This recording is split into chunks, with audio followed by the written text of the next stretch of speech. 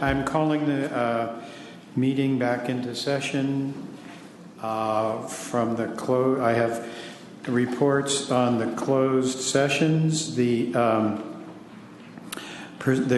Public Employees Evaluation Committee has met and given direction to the Directors Evaluation Committee, and the Labor Relations meeting gave direction to the negotiators as we begin the negotiation process. I also, for those of you who weren't here, I moved the announcements to this part of the meeting rather than having it closed during the time when we don't have many people here. So I'm going to go to the issue of announcements. I do want to make a kind of general announcement to the Commission that I instituted at the last meeting the issue of items that the Commission would like to see on future agendas. And I really wanted to be clear about that does not mean that it's going to be on the next agenda.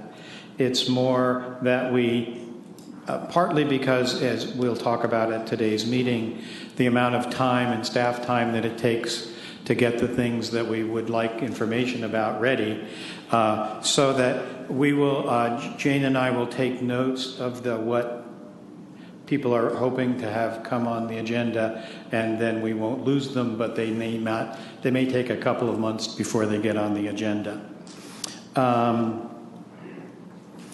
Also, I'd like to make an announcement about the Commissioner's role in the Speakers Bureau issues, and just to say that we'll be talking more about that at the when we get to the report, the director's report of what we're hoping commissioners will do.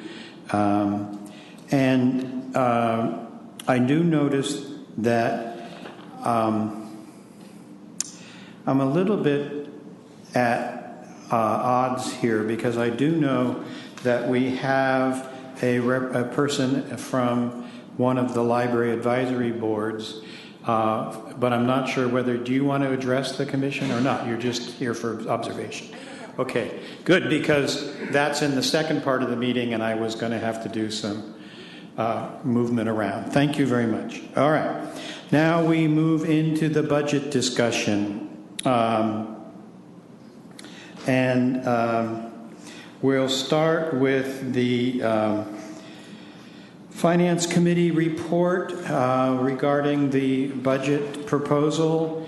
Let me get to this in the packet. All right. Barbara, do you have a report? Mr. Chair, I didn't have a separate report for relative to the budget. I just had my Finance Committee report, which includes this item in general. Do you want me to? My Finance Committee report is, later. Do you want me to just do the whole spiel now, or no? Just the budget issue. I would just say in terms of the budget that we looked at basically the same material that we got in our packets. Looked at the fund balance information in particular. Looked at this policy on fund balance, which I will note. Again, it does need to be revised because it has references to the Board of Supervisors in it. And we didn't make any recommendations coming out of it. We just were basically reviewing the material. Okay, thank you. I think what I'll do is, in terms of public comment, I think I will ask at the end of each decimal point if there's any public comment, so that I will begin by saying the Finance Committee report. Is there any members of the public who wish to comment? All right, moving on to OPEB funding discussion, 2 documents. Essentially, there's no recommended action, but this is our chance to look over and give input on the OPEB funding discussion. Does staff wish to present anything first on that? Thank you, Ken. raise this up a little. All right. This is on page 5 through 8 of your commission packet, the documents. And I also have, and it's also part of the... We can't hear you. Is this on? It's red.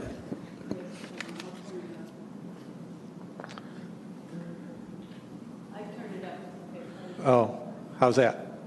Can you hear now? Can you hear me now? Okay. He has to talk first so we can hear him. Hello. There you go. Oh, okay. All right. And then we also have part of the presentation that was handed out to you. There'll be some overheads on this. So, Patrick, okay.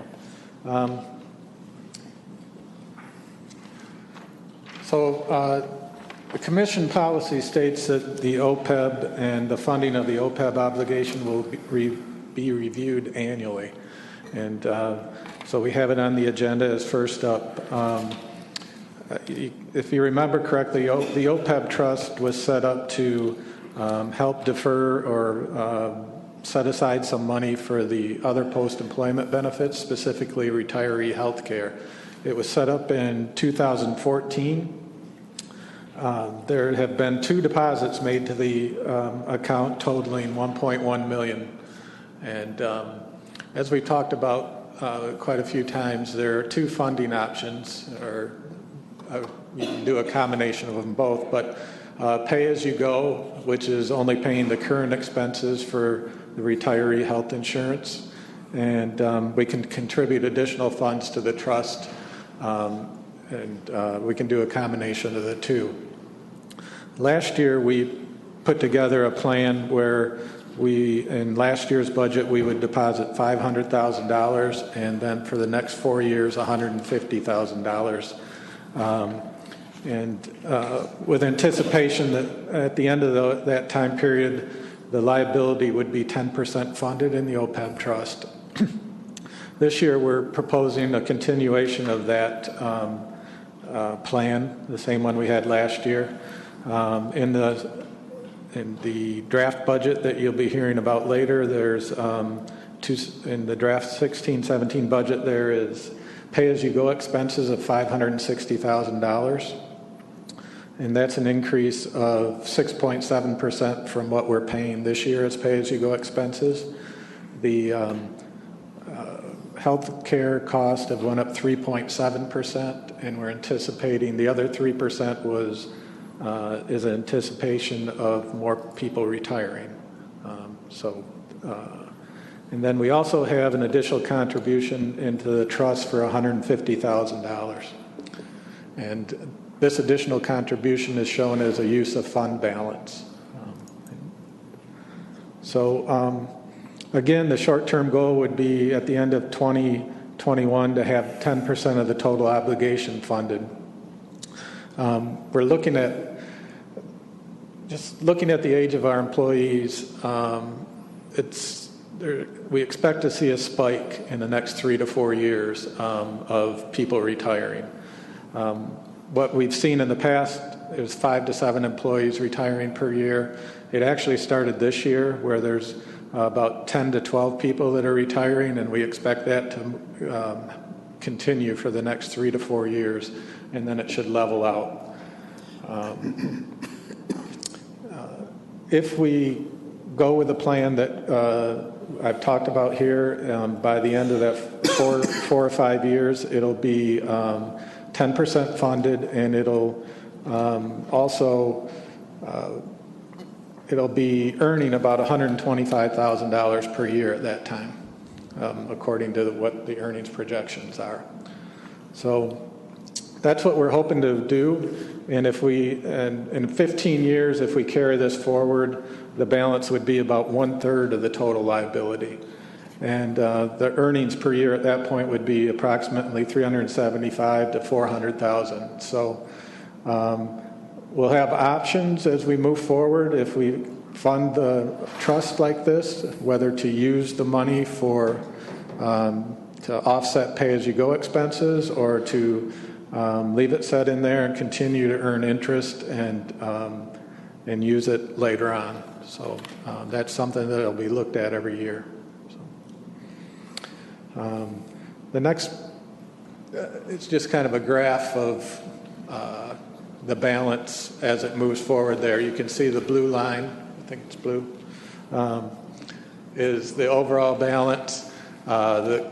The green or yellow line is the cumulative deposits, and then the orange line is the earnings, annual earnings. And you can see, just like anything, as it starts to compound, the earnings start jumping up pretty quickly. So, does anybody have any questions? What are you using for a constant in your return on your investment? 6%. Okay, thanks. And is that pretty solid? It's their lowest risk choice, so you would think it would be pretty solid. Now, at the same time, when we put the $600,000 in, it was early 2015 when the market was about as high as it's been. And so it's all subject to market fluctuation, but over time, I think the 6% is a good earnings potential. And you foresee that the 150 per year is coming from fund balance, so those Yes. are basically, so ultimately we're taking out $750,000 Correct. in this plan from fund balance. Yes. Okay, and but then the pay-as-you-go's from operating expenses. Correct. Yes. Okay. Okay. Yes, I had two questions, Ken. Is the 10% short-term goal just a good number, or is it relative to anything? Excuse me. Well, it's a number that we were shooting for that we think we can accomplish. When you talk, I know 10% versus the 100%, it doesn't seem like much, but at the same time, we have to balance things with our operating budgets and our fund balance. And we thought 10% was a good thing to strive for short term. So it's a striving thing. It doesn't, we don't have a projection for when we would be fully funded. That would, at this current rate, like I said, in about 15 years, it would be 1/3 funded. So Okay. probably 25 or 30 years at this rate. So my last Or more. question, thank you. My last question would be, we are not keeping even though, right? We're falling a little behind. Our fund balance is actually growing. I mean, not the fund balance, but the OPEB. The liability on our balance Liability. sheet, yes, is growing and would grow under this scenario, yes. Do you have any? Is there a significant? Well, there's two differentials that are important from my point of view. One of them is that you're mentioning a spike in retirements. Now, that's going to increase our obligation. Right. But oftentimes when people retire, they're at the top of the scale and the new employees are at the bottom. Is there a significant differential between those two positions? In other words, will the people we hire to replace the retirees significantly be less expensive? Well, from the bottom to the top of each of our salary schedules, there's about a 25% swing. So the answer is yes. If people that retire are at the top of the salary range and we hire someone in at the same range at the lower end of the level, then it is fairly significant, yes. And I'm not sure of the policy, but when people are hired, do they automatically step into the lower, or do they receive step placement on where they are based on previous experience at other libraries?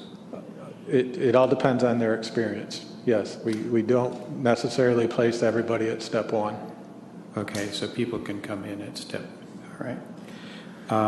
The other question, the other thing that I wanted to bring up is that any new hires are on that step 3 of the retirement benefits. So that's going to be a benefit also.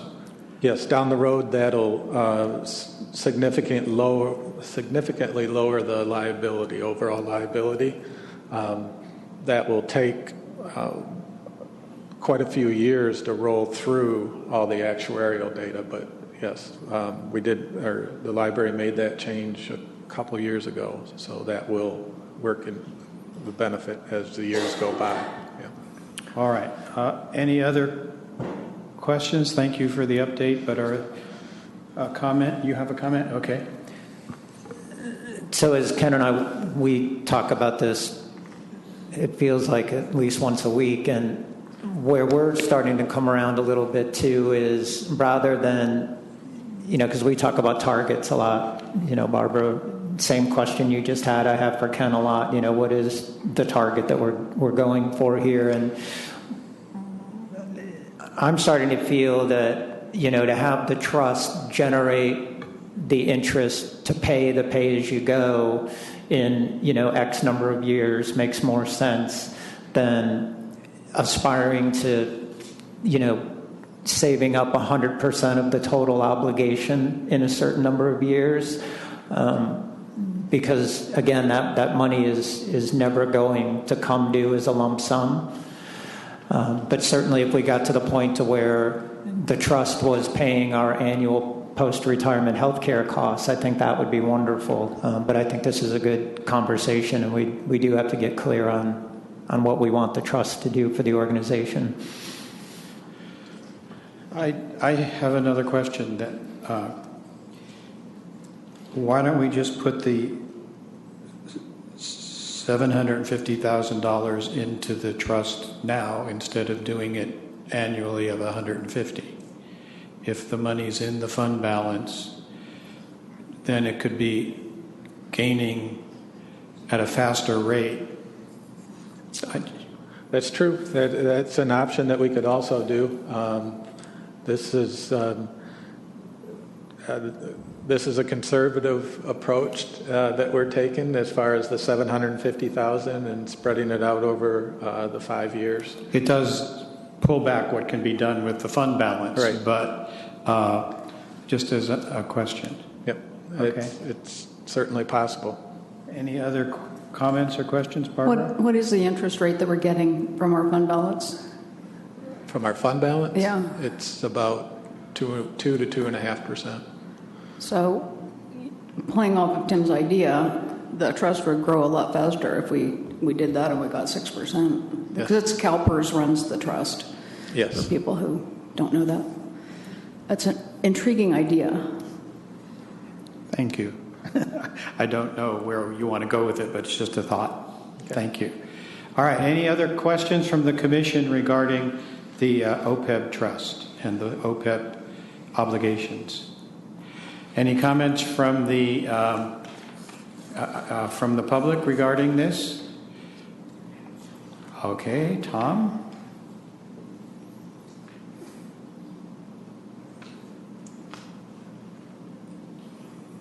Yeah, hi. 2 comments. The first is that according to our policies, these actuarial studies are supposed to be done biennially, and that isn't the case of the current study. It's 3 years old, and the current study does not show Tier 3 of the retirees in the actuarial study. So the numbers you're getting that you have for these actuarial studies are completely off, actually. That if you have a current actuarial study, then you'll see that employees don't vest the same as they are according to this study. And until you have that study, you don't really know what your actual actuarial costs are going to be.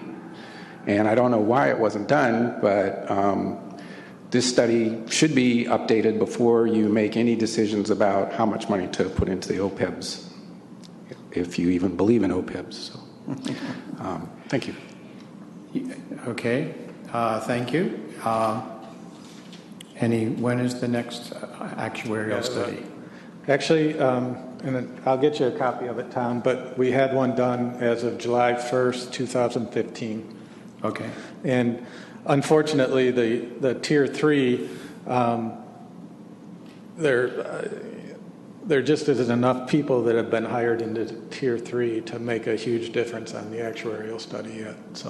So in 2015, this was done, so the next one will be 2017? Yes. All right. Any other comments? Okay, moving right along to the fund balance discussion. All right. It's your day at the mic, isn't it, Ken? Yes, it is. This is on page 9 through 14 of your commission packet, and it's also part of the slide deck that was passed out to you. It's also a good idea. We've already spoken about fund balance, and this will be talked about quite a bit as we move through the day. But here again, the first slide shows that there's some suggested minimum fund balances. The general fund has a 12.5% minimum, and that's by commission policy, which is attached.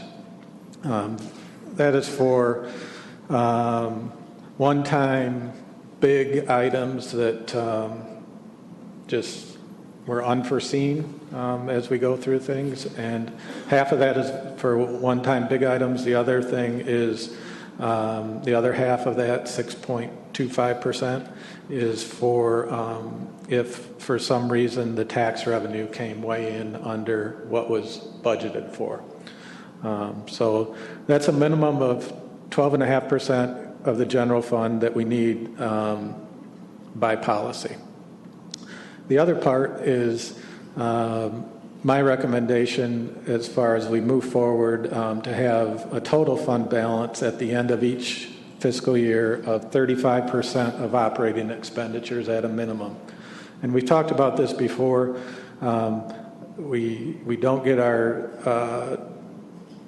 first paycheck from the county or the tax receipts from the county until mid-December. And so we need some fund balance to make it through to mid-December. So I calculated it, and it may be a bit conservative, but it's still there at 35% of the operating expenditures that we need at the end of each fiscal year. Projecting what those two numbers will look like at the end of 2016, the general fund I think will be right about $9.1 million, or 54% of the operating expenditures, and the total fund balance at 12.2 or 72.3% of the operating expenditures. You'll notice because of unanticipated tax revenue and some mostly savings in salaries and wages that we're going to add about $900,000 to the fund balance at the end of this current fiscal year. And so therefore, we're proposing a use of fund balance in the 16-17 draft budget of $1.1 million. There are four items that make up that number. The $150,000 is what we've already discussed with the OPEB trust, deposit into that. There's $400,000 for IT infrastructure.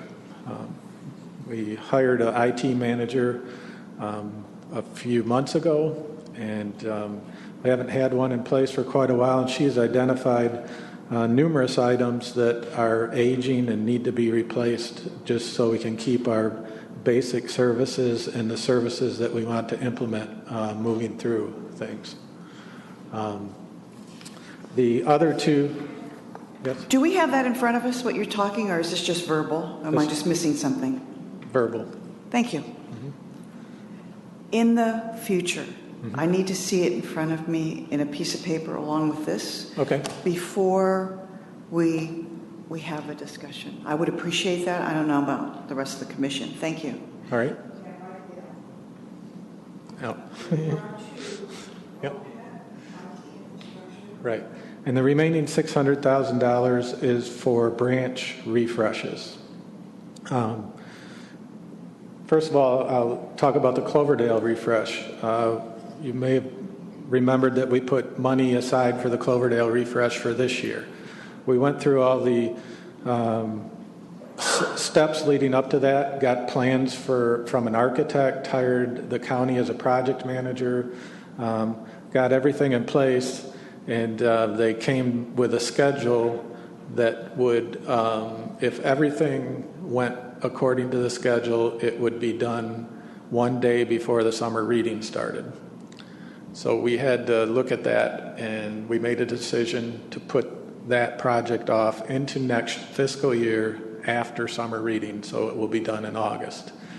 Everything's in place for that to happen. They're moving forward with it. It's just that we didn't want to take the chance of it closing the Cloverdale Library when summer reading started. And then the other portion of that would be for a refresh of another branch. Go ahead. All right. We got the facilities master plan coming at us and everything, but we've also, we know our buildings pretty well, and we think, the next branch for next year will be Northwest.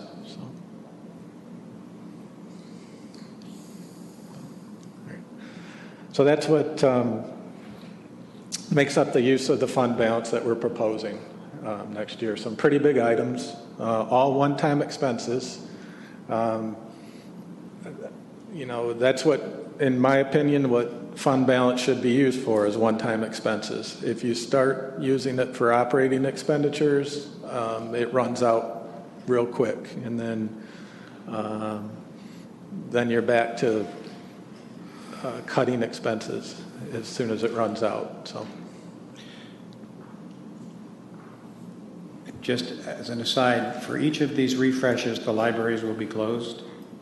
yes, most likely, because we're emptying them out. New carpet, other things like that. Hopefully, new furniture. But yes, they will be closed. Are there any questions from the commission regarding the fund balance report?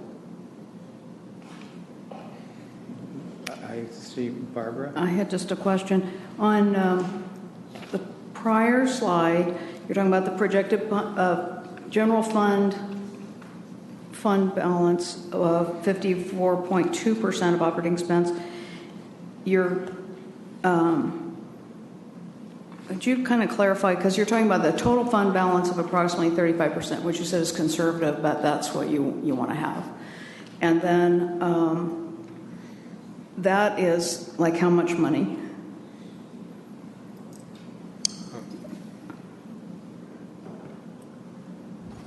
Get the figure real quick. Let's see. It'd be about, what, $6 million right now? Right, somewhere right in there. Yeah, 18,260.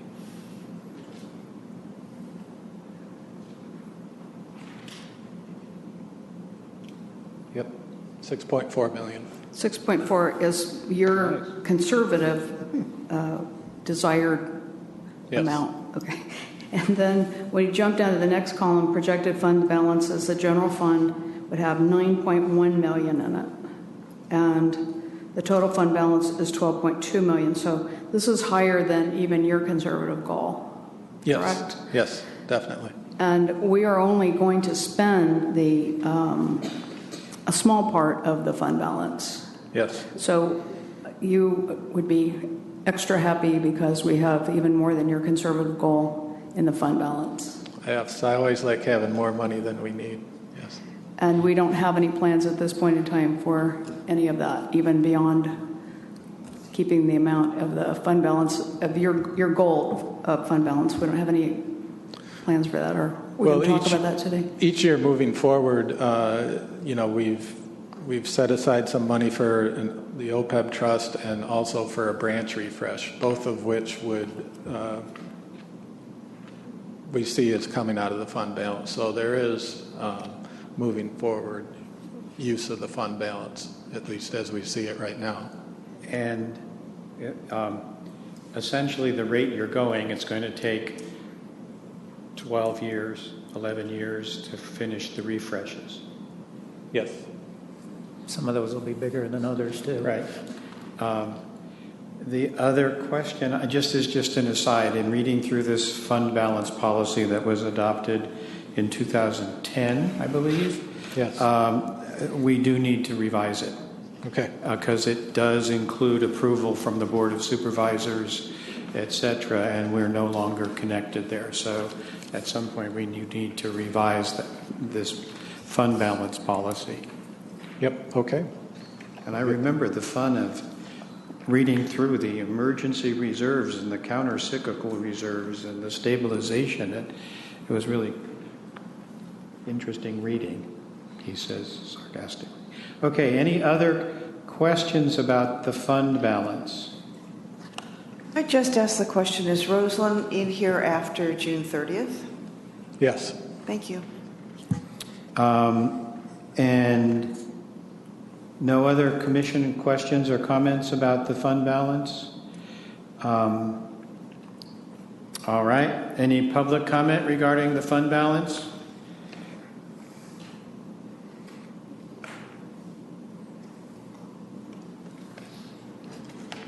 Oh, sorry. Hello, Tom. So every year we have our annual windfall, which comes out of our operating expenses for the year. Every year we underspend on our expenses and we underestimate our reserves. And then we turn around and we say, oh, well, our reserves, we only use our fund balance for one-time projects, but it comes out of every year out of our operating expenses by saving money out of our operating expenses. These are monies that we're not using to staff the libraries, to have libraries open on Monday. That's how you get a balance of 72%. And when you say you need 35% of a fund balance because you're worried that the county isn't going to pay you until December, I mean, I just don't really see why that logic doesn't follow for me. So those are my comments. Thank you. I did have a question that Ken, about how, let's maybe percentage is the best way to look at it. About what percentage of our, excuse me a second, there we go. About what percentage of our fund balance does it grow every year from excess operating expenses? That was a question I had. About how much are we getting every year to add to the fund balance? Well, since I've been here, I think last year it was what 1.1 million, and this year it's about 900. And the majority of that, right or wrong, we went with the county's expectations of setting the tax revenue budget at the beginning of the year at 3.5%. In both years, it came in around between 6.5% and 7%. So that was the majority of the addition to the fund balance for the last 2 years. Now, the reasons that it went up so much the last 2 years is because all the property bases, tax bases, were getting back up to where they were pre-recession. They expect it to flatten out as we move forward. They're projecting 3% for next fiscal year, and that is the increase that I've included in the budget. We usually get an update from them halfway through the year, and at that point in time, since I've been here, it's been higher than expected. I also think at some point, especially a few years ago, it was lower than expected. Right. Yeah, that's what I would say. Some of it's just economics. Right now the economy has improved a bit. It's been wonderful that, the initial estimates from the county have been, a little more conservative than reality turned out. And then exactly when we go into recession, it'll be the exact opposite. We'll think we're going to get more money than we actually get. And if you look back historically over the budget, there were years when the commission dipped into its fund balance to get through the lean years. So, we're on a little bit of the other side of that now. As far as the 35%, that's reality. That's not us hoping the county will pay us. That's just the reality of tax flow. So it's just a fact that we do not get revenue week to week. We get it in cycles. So without that fund balance sitting there, we would not be able to pay our bills. Okay, thank you. Those are just all information to have. I think that one of the things that I find now is the time basically to look at the fund balance and ask questions. Sure. Because this is the budget workshop. But I really don't want the commission to forget that to some degree Ken is suggesting a 35% fund balance, and currently we have a 54% fund balance. And I think that's important for us to remember as we look at the budget and look at the year ahead. Okay? Yep. Any other comments from the commissioners? Yes. My comment would be that talking about recessions and negative interest rates and going forward, and it is always better to run a conservative financial ship, and I appreciate that perspective. Thank you. Linda, did you have something? Okay, moving along to future financial sustainability. Another comment? Yes, go ahead.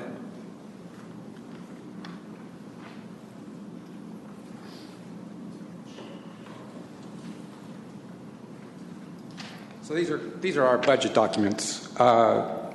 This is document number 1.2.2.3 from 3/25/13. It's a summary of budgets, and I'm only going to give you the total fund balance because that's the easiest one to explain.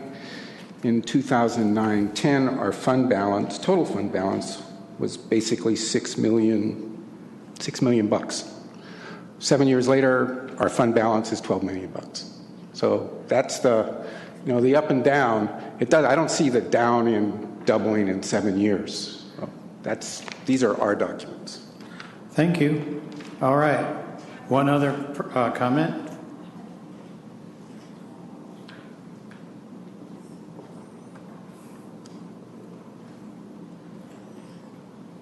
Hello. I had a question I might have misheard because it was a verbal statement. It wasn't in the documents. I thought I heard Ken say that the library realized a $900,000 savings in salaries and wages, and that's what contributed to the reserve fund. Did I mishear that?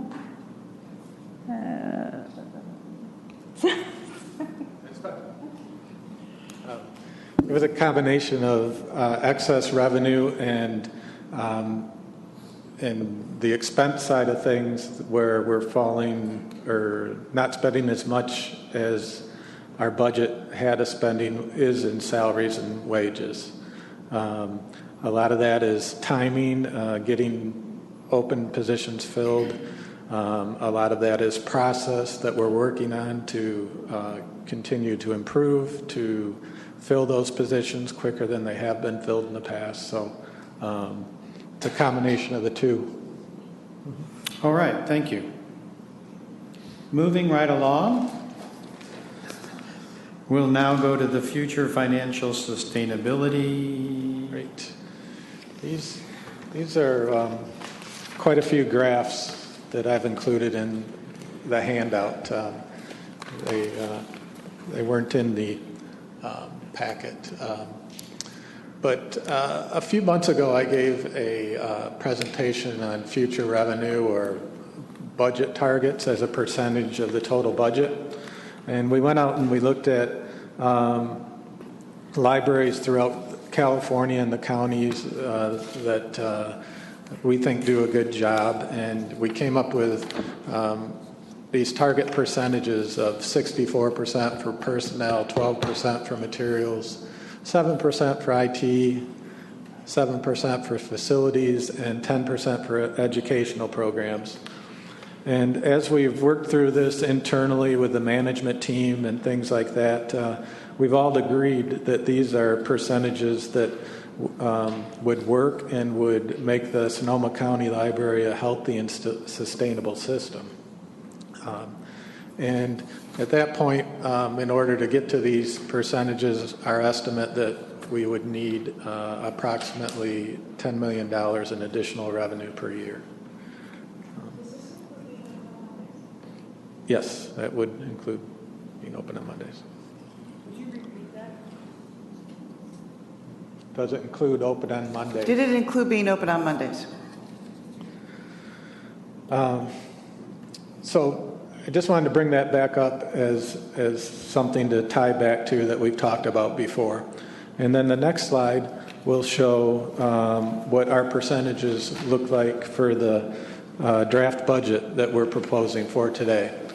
You can see that the personnel is 73.7%, materials is at 10%, facilities at 5%, IT at 3.6%, and other and educational programs at 7.7%. So really the whole point in making these percentages work is to make the pie bigger. And that's really what we have to strive for because, what concerns me about our budget right now from the expense side of things are, the salaries and benefits. We've talked that it's awful hard for 74% of our budget to be in salary and benefits, and it makes the rest of it hard to deal with. There are some things that continue to rise that we have to deal with, either one way or another, is the health care costs. Those are always going up. And that also goes into our retiree health care line. Whatever the health care goes up, it also goes over into that line. And the pension costs are going up.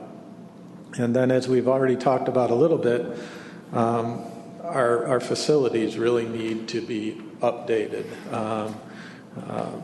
which we're proposing to do in next year's budget. But those are the types of things that they concern me, and that's my job, so that's why they concern me. But as we move forward, the other thing, though, is the revenue and what we really need to talk about. And the next two slides will really show how much we rely on property tax revenue.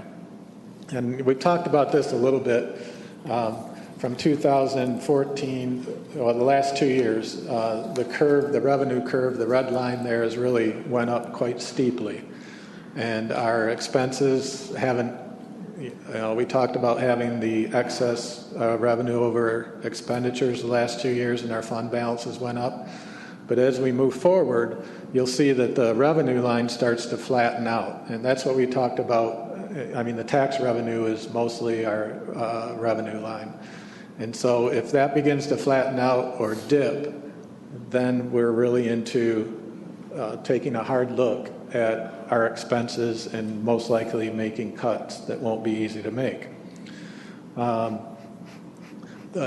other thing you can see is, that like for 17-18, there's a bit of a loss projected. Some of that is, as we've already talked about, planned in a way that we are using the fund balance for the OPEB trust and the branch refreshes. So that'll come back together as we put those budgets together.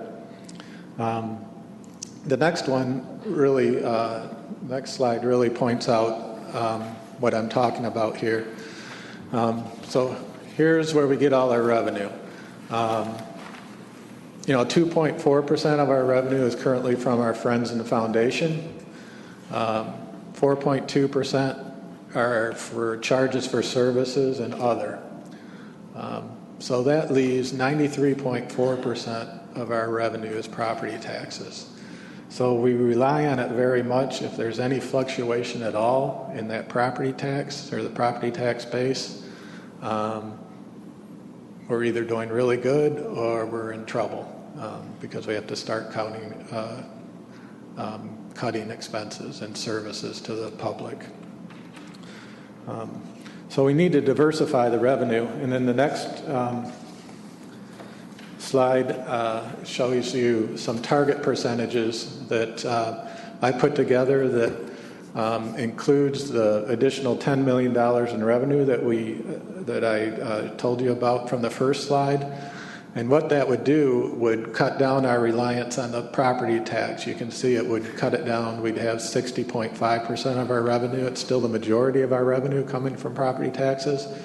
But any fluctuation in that, in the property tax base wouldn't be felt as critically if we diversified into additional revenue. As I've showed you there, the yellow piece of the pie would make up 34.7%. That could be corporate giving, it could be a different tax, it could be more money from grants and the foundation, but it's a pretty big chunk of change, and it's something to think about as we move forward, because like I said, expenses are going to keep going up, and we need to get an additional revenue stream because we are underfunded for a library our size. I have one question. In the printout I have on the hoped for pie, my IT part is not listed. So what's your hope for percentage of the target percentages for the IT? 7.1, I think it was. Okay, so double basically, or close to double Right. what it already is. And on the revenue targets, one of the things that you'll see that the Friends and Foundation, the percentage actually went down from what it is now, but the dollar amount went up because there again, the pie is bigger. And that's what we really need to concentrate on to move forward. Comments? Barbara? I would like to hear from some of the other commissioners about this, but I am still struggling with the fact that we have, in an ideal world, we would have $6.4 million in reserves, and we actually have $12.2 million in reserves. So we have way more reserves than your ideal amount. And so I'm just struggling with this, and I don't hear from anybody about what am I missing here. I mean, I know you want to save money when times are bad, but you know, we're not predicting a complete collapse of the economy or anything like that. So, And the 35% is the minimum, not the ideal. That's. You're talking about additional revenue. no, the fund balance. You know, I have a note here. We're talking the fund balance, right? Right, we're back to the Right. fund balance. Okay. So when you say 10 million, though, Ken, you're talking about annual ongoing revenue, not that $10 million, if we could find it, would fix things. No, and this we're is, done. yes, every year, ongoing revenue, correct. Okay. Barbara, I have a note to myself to talk to you about having the Finance Committee discuss the fund balance. So that seems to me to be the place to begin to think about that differentiation between the 34 and 54%. And that seems like the place to discuss it. Yeah, am I clear about that? I'm always handing things to your plate, so. You are, and I'd just like to hear from everybody else about, I don't know, does it jive, or is everybody dialed into the finances? Are we, Okay, Reese? Well, I'm comfortable with it because the difference between 6.4 and 12.2 is, 5.8, if I'm doing it right. And that isn't even enough to really do what we need to do for 1 year. So the extra is not adding that much For me, it's better to kind of set it back and save it because, frankly, I don't trust our economy, and I would rather go with his conservative nature than my spendthrift nature, because I know I would rather spend than conserve. And I have learned over the years to trust the conservatives to a certain degree, especially when there's not enough to really do what needs to be done. So that's my viewpoint. Other commissioners want to chime in? We're back to the fund balance, not the $10 million that we hope pops up from somewhere. Right, we're back to the fund balance. Okay. I'm on the same page with Reese. Well, again, the conservative number is 35%, which is 6.4 million. That's the conservative, because Ken's conservative and that's what he wants. But we really have 12.2. Okay, so I'm not talking about the difference between conservative and not conservative. It's We're just talking about $6 million that can be spent programming stuff now. Not programs, Potentially. but one-time expense. I mean, I'm just One-time throwing this expense. out because this is a budget workshop and we're talking about the money that we have. And it doesn't seem like we're engaging in, this discussion. That's what concerns me.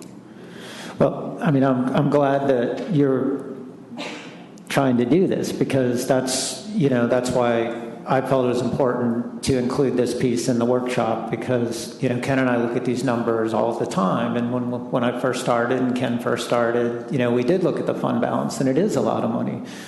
So I have asked him to get very clear on what he is certain that we need in reserves each year for rainy day and unexpected, contingencies. But yes, anything in addition to that, we would appreciate direction from the commission about how much money we want to carry forward year to year.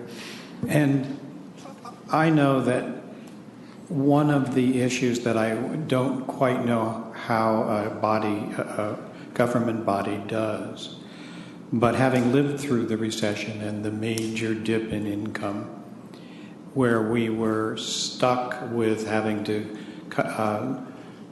give early retirement to staff, to ask the union for concessions around things like furlough days and other issues, and eventually ending up closing the libraries on Monday. I'm familiar with some systems where they have a rainy day or recession fund so that a piece of the fund balance is set aside to maintain current budget, even though it's ongoing and not good practice to spend fund balance for ongoing expenses. But if a piece of that fund balance is designated as recession savings, so that we have 3 or 4 years, of a 3% decrease in expense in income, that we can carry on with our current program, it would be nice if there were a way to institute that. The 6.5%, as I understand it, is if there's a flood and we need to.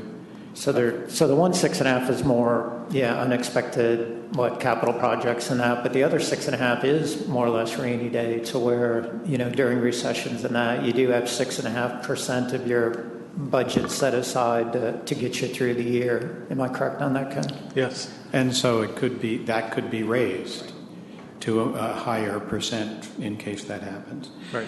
What hits me is back to that same issue, and since we're at a budget workshop and we're talking about ideas, is earlier I asked the question about why not fund OPEB at $700,000, and then I hear you say we had an increase of $900,000 unexpected, and my thought is, whoa, let's fund OPEB at with that unexpected amount, so that we're getting a higher percentage, et cetera, et cetera. So I think what's been raised here is the issue that Barbara is honing in on, is we need to kind of, as a staff and as a commission, look at that fund balance and see if there are ways to be more strategic with it and use it in different ways. Is that what you're saying, Barbara? Well, it's just a bad ideas around that. It's the whole point of a budget workshop. We had a budget workshop last year. We didn't really talk about anything. We just kind of moved forward, and then there was some extra money, and then we had a bunch of flapping around. What do we use it for? I mean, this is our opportunity to brainstorm, to really think about it. And I would like to refer everybody back to page 10, which Ken has done a really great job here, summarizing our fund balances. And you can see that we have committed ones, and that includes our stabilization fund, our emergency reserves, our counter-cyclical reserves. That's committed, okay? But that's still just a part of it. And then we have an assigned fund balance, and then we have the unassigned fund balance. And so, there is this money that I would just like to hear some brainstorming about, rather than just refer it to the Finance Committee, since that's what we're here for, is a budget workshop. I'd like to hear people's ideas about it. Because, as Tom pointed out, I wasn't here then, but the fund, in 2010, I believe his number was $6 million in reserves, and now there's $12 million in reserves. And I just think it's a legitimate, in fact, it's the thing that we should be talking about today. Okay. And I'm just not hearing anybody. My thoughts are small, and they are, we have this money left over, and in the spirit of the strategic plan, and I'm not supposed to be going there with this, but I am anyway. The customer experience, community engagement, that we have permanent staff at Roseland. And I don't, you can say, well, it's only one time only. The one time only won't get us any Mondays, won't get us anything in terms of community engagement or customer experience. And we're talking a little bit of money. And I realize you have the bigger picture and you have the experience. But I think with the leftover money, we could consider doing that in the spirit of the strategic plan and doing outreach. But again, it's small and it's programmatic, which is not what we're supposed to be looking at. But we could spend our entire budget for the next 10 years refreshing libraries, doing this and doing that, and not doing anything very much different. And when we talk about engaging people, engaging new audiences. So that's where I am. We've got the extra money. We've got a cushion. Of course we should have a cushion. Of course we should have a rainy day fund. But what are we using the money for?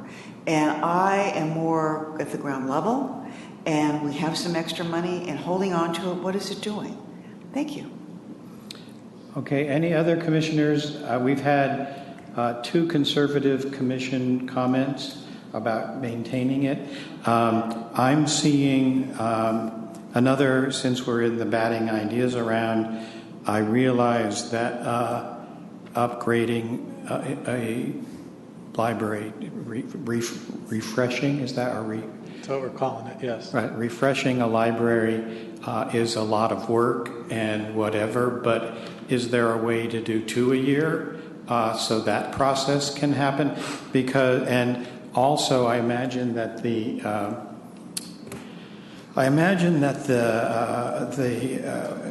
facilities report will give us sort of an idea of what it's going to cost eventually to refurbish each of those libraries, realizing that if we don't get to one for 10 years, inflation is going to hit, so it's going to cost a lot more. But that is a part of the picture that would be useful to see is we're only using a little bit this year. We're planning to use a little bit next year, so we're nibbling away at that fund balance to do the refreshes. It'd be good to have a good picture of how much the refreshes are going to cost. Right. And then we can say, okay, of the $5 million that's unassigned, that we're going to need $3 million of that for refreshes. So then we're left with $2 million that's in excess. And so I don't know what we do. Yeah, Paul?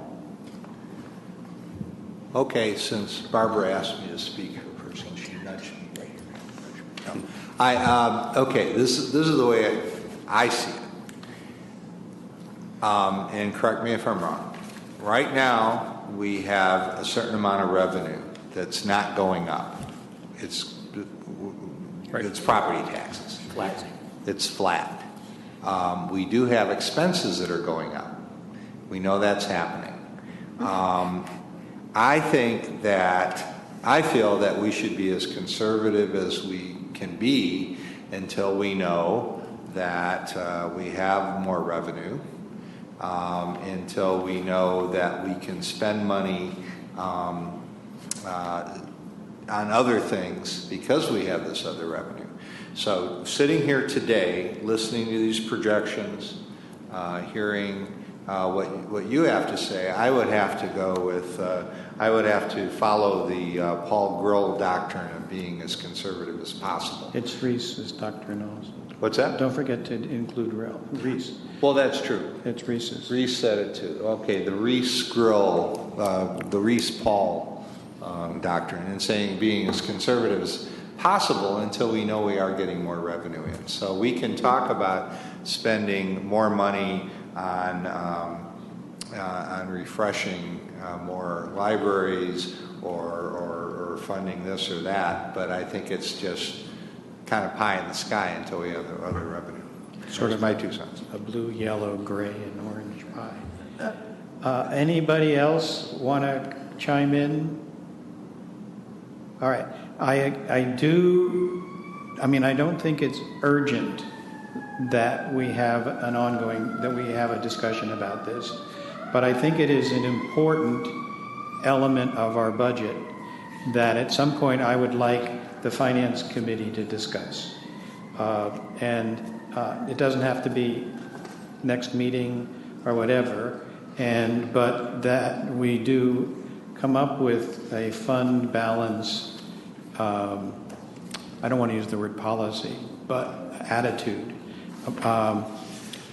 Brett has said he would like some direction on the use of the fund balance, and so that feels like something we should put on our calendar to give him.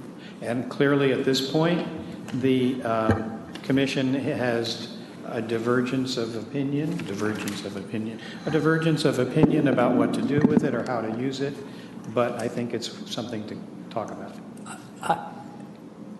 So if we go back to our Sonoma County Library revenue and expense projections, and if we pencil in the apex of about 2016-17, we have a shortfall on revenues. How long would it take us to eat all our savings at that point? Assuming we didn't get any more funds, just ballpark. I think you said like 20 years. You've got a spread between operating expenses and revenues. Right. What do you think that is? Is that $2 million a year you're falling short? So can I just say one thing, Paul? So right now, Ken and I talked about this slide quite a bit because I think it's a little misleading. As Ken mentioned, where you see revenue exceeding expenditures somewhat modestly, right, like you said, almost immediately, that's by design. So that's us dipping into fund balance. And, Ken and I have kind of done what I heard both Pauls say, over the last 2 years, is realize that money is there, look at things that have been deteriorating, and propose to you all that we spend some of that money, on deferred maintenance and that. So for the next couple years, that red line and blue line, those are, the red's a little above the blue purposely. And then you start to see it diverge quite a bit more, 4 years out or that. And that's where I think, we need to ask Ken, when things start to get bad on the horizon a bit, what's the sustainability with the fund balance? Right. What's that spread? Yeah. What's the sustainability? When I look at that convergence, when the red flips on top of the blue, mm-hmm, and you got this $11 or $12 million in this thing. Am I going to spend $3 million a year going on the negative side? Right. I've started analyzing that, and is as I push it out years and, assumptions move along, I think I said that we anticipate as these projections are put in place to use $150,000 per year for the OPEB trust out of the fund balance, and then $300,000 or $400,000 out of the fund balance for a branch.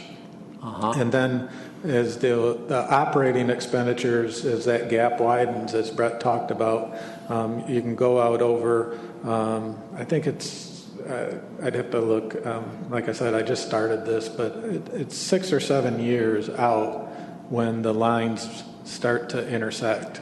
And the line I'm talking about intersecting is the 35% minimum that I think should be there. So, And I think one of the issues that would be a commission issue is what's our direction to staff and to ourselves about when we are funding ongoing expenses from the fund balance, and when we say we need to stop that and cut services if we're falling short on income. That's another issue that needs to be talked about and come up with some thoughts ahead. Great. I think the commission working again on a target percentage of what you want the fund balance to represent of the total budget would be most helpful for staff, because we already have a wish list of all the things that we know we have to do. So it's not as if we couldn't spend down a lot more of this. It's just that, we've not thought that we could put forth in 1 year, $5 million of building projects and IT projects. But, Vicki knows that she was asked to spread her, deferred maintenance on IT over 2 years versus 1 year. But she alone came up with $2 million in needs this year that we could have invested in IT. So there's certainly need out there. It's just, how much of it do we want to do immediately, and what do we pull the fund balance down to? And Barbara? I just wanted everybody to make sure that they realized that we have a fund balance that exceeds our CFO's goal. I just want everybody to know that, to think about, to realize that. And then secondly, I want to make sure that I understand, Ken, what you just said. So even though we don't think it's a good idea to use fund balance for operating expenses, nobody does, if we had to, we would have 6 to 7 years to get down to the 35% conservative goal. 6 to 7 years from now. Yes. So 2020, whatever that is, 2022. Whatever that comes out to, yeah. Okay. And I Thank think that these are significant issues, and I'm glad that you've pushed that we go further in this. But on the other hand, I think essentially what we've done is open the door to the fund balance room, and we still need to analyze it and talk about it and understand it more. There's one other comment I'd like to say about the ideal percentages of library expense and our current issue is that at this point we're 73% on personnel. And I just want to say that I don't feel that's accidental. I think the commission in the past has tried their best to maintain our frontline, our people who serve the public and the people who support the people who serve the public, and at the cost of the rest of our budget.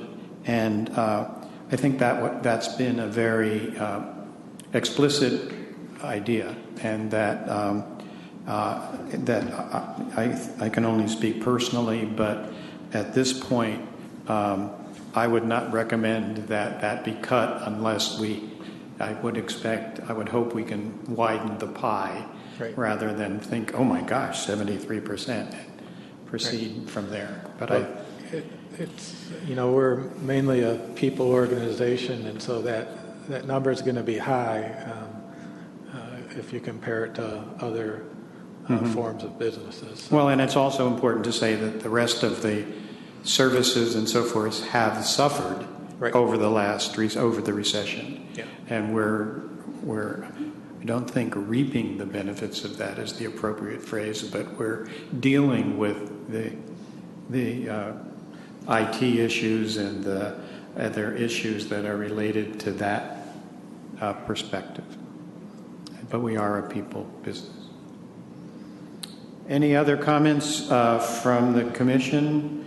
Yeah, Tim, excuse me. Yes.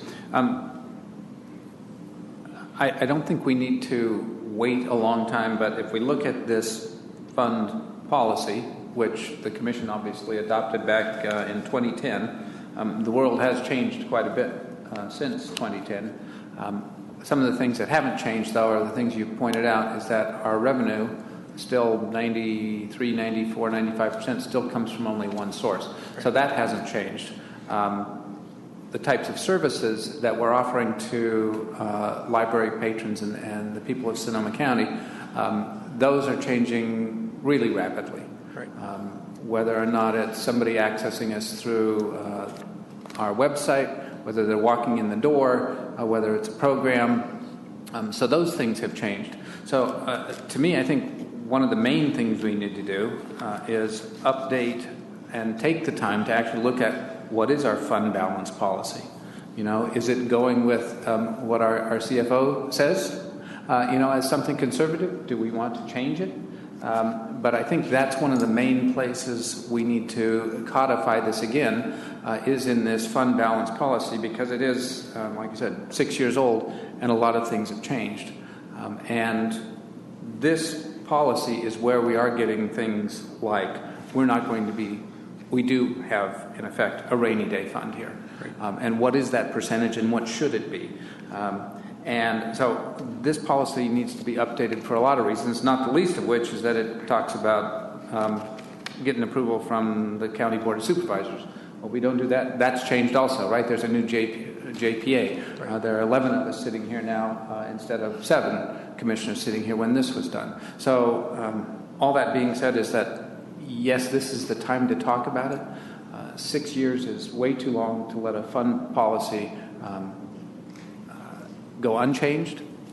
And I think that's what this discussion is about. But we do have a policy in place now, and I think we are recognizing that we need to change it. Or look at it, amend it. Okay. Let's look at it. So is that some direction to staff and the Finance Committee? All right? Yep. All right.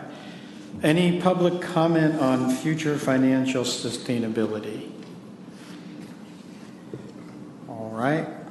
Moving on to the big item of the day, the 2016 draft budget overview, and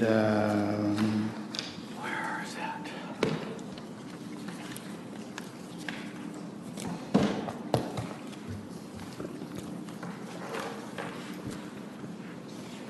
So good afternoon, everybody. You get me for a while. I'll let Ken have a glass of water. My piece will be pretty brief. I just want to give a general overview of what we're going to do with the rest of the budget workshop today. But then it'll be back over to Ken to get into a great level of detail around the proposed budget. Just a summation of the overall process. Today is your budget workshop, so please ask staff the questions that you have around the budget, and then we'll bring back a final version next month for you to approve so that we're ready to go in the next fiscal year in July. So the slide in front of you or up on the screen, I'm sure that you all know this, but this is just a snapshot of us. Right now in this fiscal year, our revenue, projected revenue is about $16.4 million. We're currently operating 14 libraries. We're a joint powers authority, which means that you all were appointed by the electeds in most of the cities in the county of Sonoma. Right now we have about 150 employees. That's a mix of full-time folks and part-time people. And then we also have our extra help staffing as well. And then most of our libraries are open about 40 hours a week. You know, the exceptions to that are Central and then some of our smaller libraries like Occidental, Forestville, and Roseland. So next slide, please. Again, just kind of a snapshot of what we do as a library system each year. Right now, we're seeing about 2 million people a year walk through our doors. We see even more folks come to us online. We check out about 3.2 million materials a year. And then a number that I think is pretty astounding, about 73,000 kids attend our classes and events every year.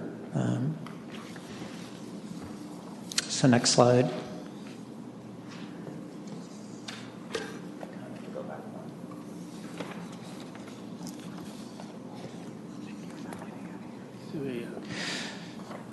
So, yeah, I'm not sure. So if you can turn to the page that has the fiscal year 15-16, 16-17 budgets, that gives you an idea of what our revenue was. It says budget summary? Yep, that one. Is that in the slide deck, Patrick? There you go. So again, our current revenue this year is projected to be about $16.4 million. With the budget this year, we did propose to move about $900,000 up from reserves, the fund balance, into our operating budget. Ended up that not all of that money was needed this year because of some unanticipated increases in revenue. And then again, as Ken mentioned, the Cloverdale project, we have all of that teed up, the architectural plans, the project manager and all, but the actual work itself will occur in the next fiscal year and be funded out of the next fiscal year. So the anticipated revenue for fiscal year 16-17 right now is about $17.4 million. And again, we're proposing to spend about $1.1 million out of our fund balance on IT infrastructure, one library renovation, and then a few other things that Ken will get into in detail in just a few minutes. But again, that's a snapshot of the overall budget in the year ahead. Because of that movement of the monies for Cloverdale over, isn't it two projects coming out of that 1.1? Two. It's two projects. Yes. Okay. You said one, but it's one. I apologize. Extra. Yeah. One extra. Yeah, the library that we're most likely to do in the coming year, other than Cloverdale, is Northwest. So yes, two projects. Next slide, please. So again, these are a little out of order. What I'm looking for is the slide that you have that shows the 15-16 strategic funding priorities. That should be your next slide. Is it this one? Yep. That one? That's it, right? 15-16? Oh, funding priorities.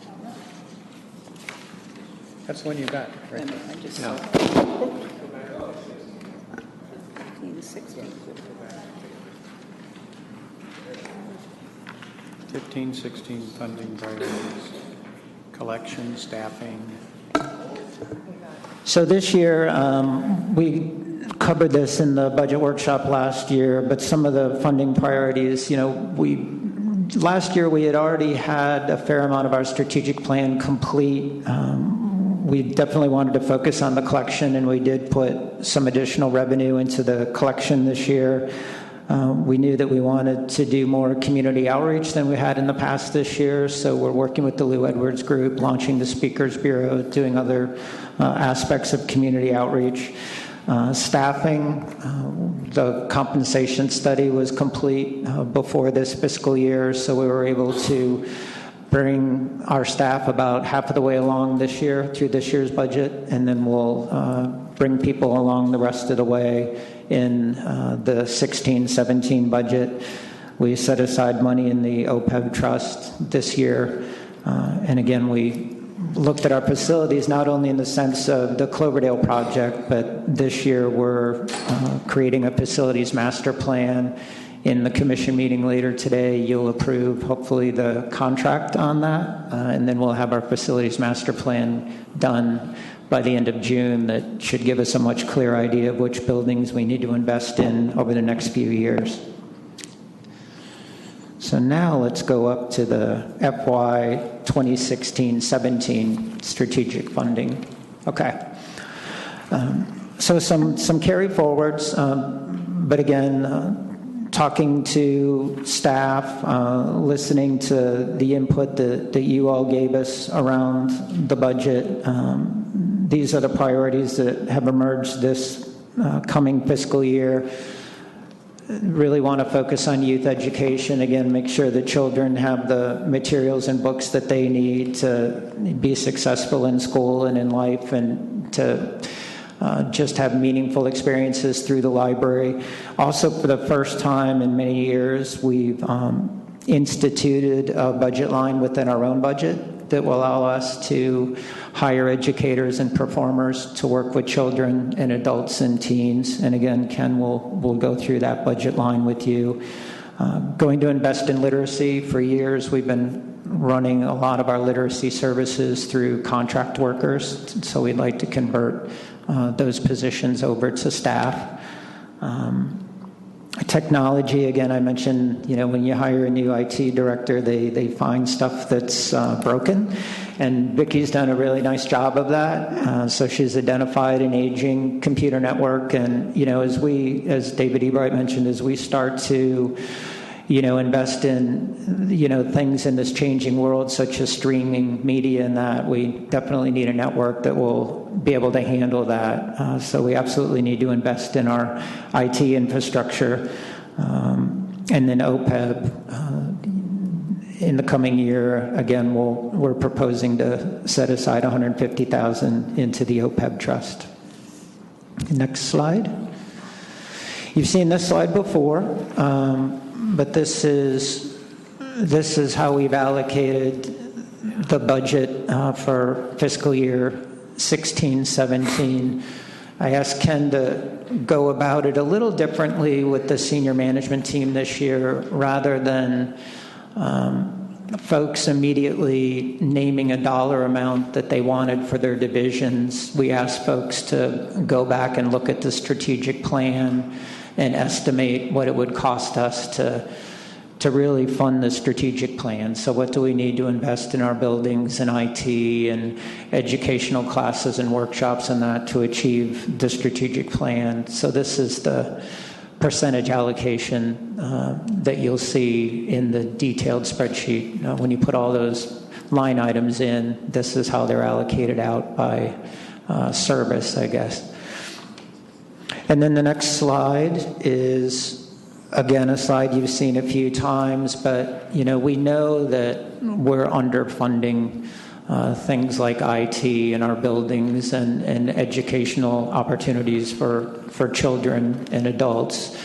And the 64% doesn't mean that we reduce our staff. It means that we grow the other parts of the pie to where the staffing is no longer almost 75% of the budget. And actually our personnel, our total staff would increase as we become better at education and IT and that. There would be hires that would be needed to support that.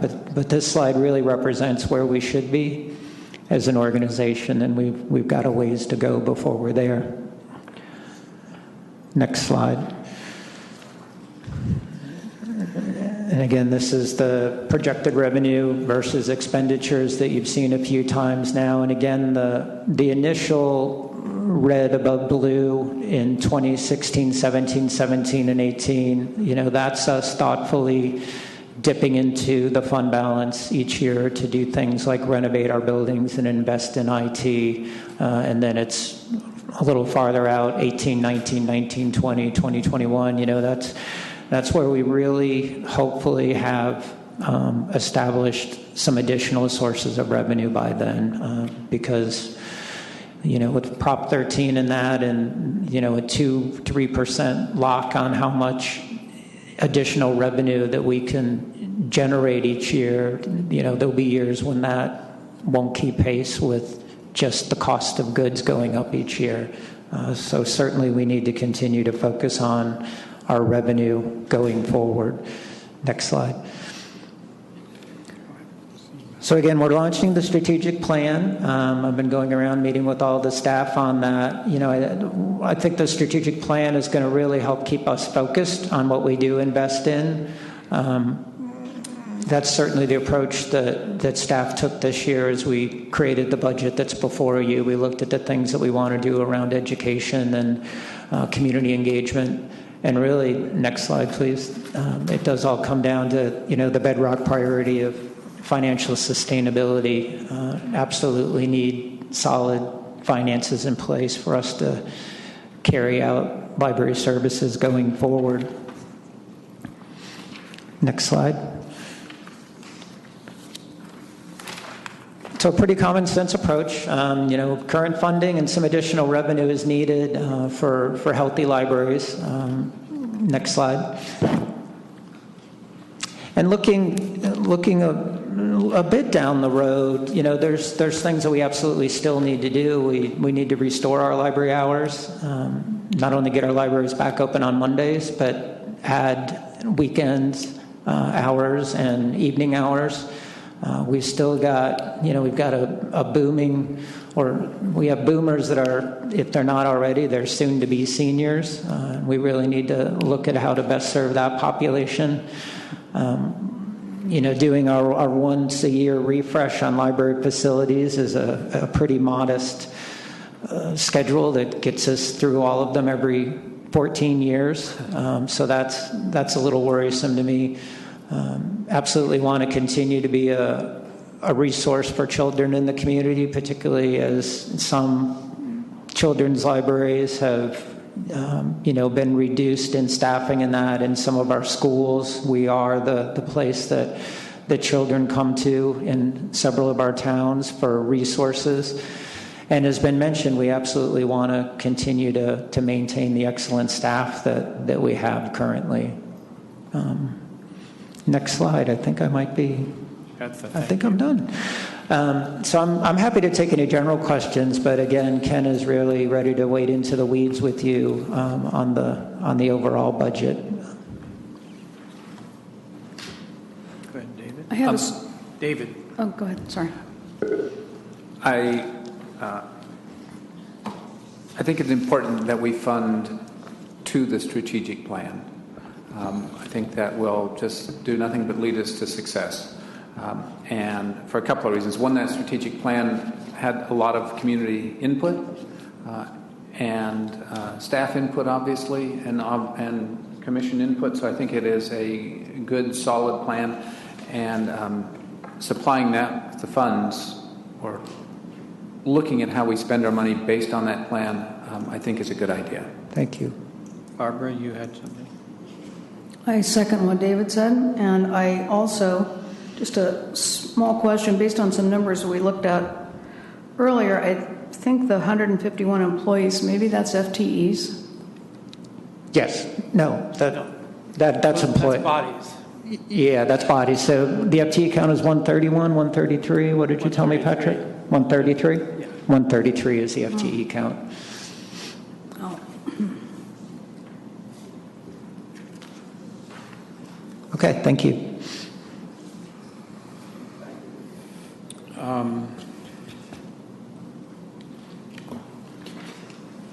For the sake of the commission, in my head, we're going through with the next part of the agenda and then a short break before we go into our meeting, because we're on kind of a long haul. And I'm not sure you're going to get home for 7 o'clock dinner, but let's go on. Oh, man. Okay, Ken. Okay. In your budget packet, this part of the packet starts on page 17 and goes through page 21. Okay. The first slide there is just a snapshot comparing the 15-16 approved budget with the 16-17 approved budget. The one thing I'll give some generalities here. What's included? There is, as we've talked about, a 3% tax revenue increase included in 16-17. There's a 3.7% increase in the health care costs.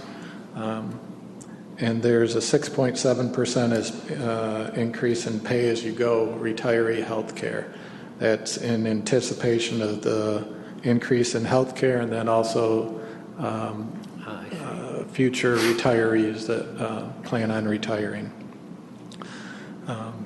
There's also a 2.5% step increase in the salary and benefits area, along with the second half of the compensation study that we implemented the first half this year. If we can go on to the next slide there, Patrick. So this is the slide that Brett just showed you, and I want to get into a little more detail. Like he said, it came from discussions with the commission, staff, and lots of folks. And the strategic plan it's part of this whole budget. It has its finger in all these different priorities and as we move forward. So I want to say that right up front. And I think Brett has already talked about a few of those priorities as we walk through things. The one thing that he talked about was in the youth education. We've put money in the events and classes budget line for that. And if you want to see where that number is, it's on page, I don't know, where is it? Page 21, underline number 52162, if you want to get into the detail at that level. The other thing, as always, is a large part of our collections budget goes toward youth and teen material. As he talked about the literacy, we're making a bigger commitment to the literacy area. For years, the 2 or 3 people that have worked over there in literacy have been contract people, and we're moving them to benefited positions. That's in the salaries and wages area spread out through that area.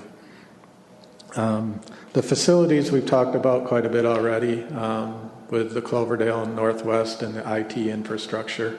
If you're looking for where those numbers are, they're toward the bottom of the page on page 21, I believe. What's the line item on those? Yes, 54333 and 54405. You'll see $1.1 million in those two lines. So that's where those are at. As we move along, the OPEB, we've talked about the $150,000. That's in the retiree health insurance line, which is up towards the top of things.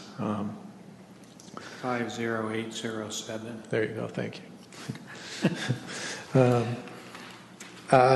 Technology. We've talked quite a bit about that already also.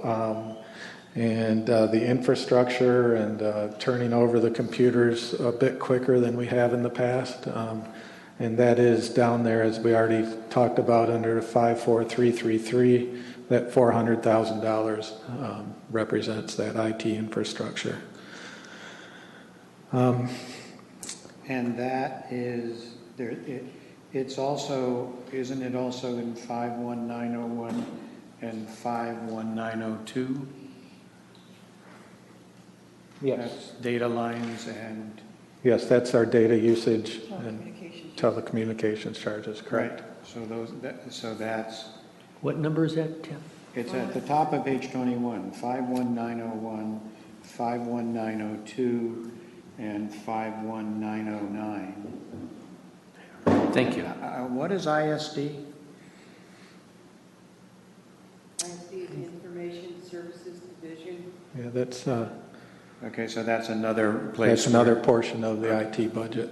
Okay. And also down under, I mean, it's throughout this, they have a lot of line items. Under 52142 and 52143, there's also a chunk, $86,000 and $63,000, I'm sorry, for additional computers and things throughout the system. So that's, okay. Can I ask a question? So, as in all things, when we haven't been funding things for a while, and then eventually when one starts to get a clear view, you reach an equilibrium. And when do you think in the relatively near future, from your point of view, would we start to reach an equilibrium? I think I better come down here and talk about that. Okay. All right. So when you say reach an equilibrium, help me understand what you mean by that. Because I think that one of the things that needs to be very clear as we're talking about this, the IT funding for now, we're talking about the core infrastructure. We're talking about the switches, and we're talking about the Wi-Fi. And that stuff, the gear that is in there is more than 15 years old in terms of the technology, year of it. And so we're way behind the curve. Our Wi-Fi is wholly inadequate to handle, it's breaking all the time. And so the switch infrastructure that takes the telecommunication feed was not put in so that it can get to, so that we can keep up with it, so that it's more sustainable. That's what I'm working on here, is that instead of having to take everything out, which is what we're going to have to do this time, we're going to put in the kind of infrastructure that lets us have this kind of speed now, and then modularity will change it out, but not have to throw everything away.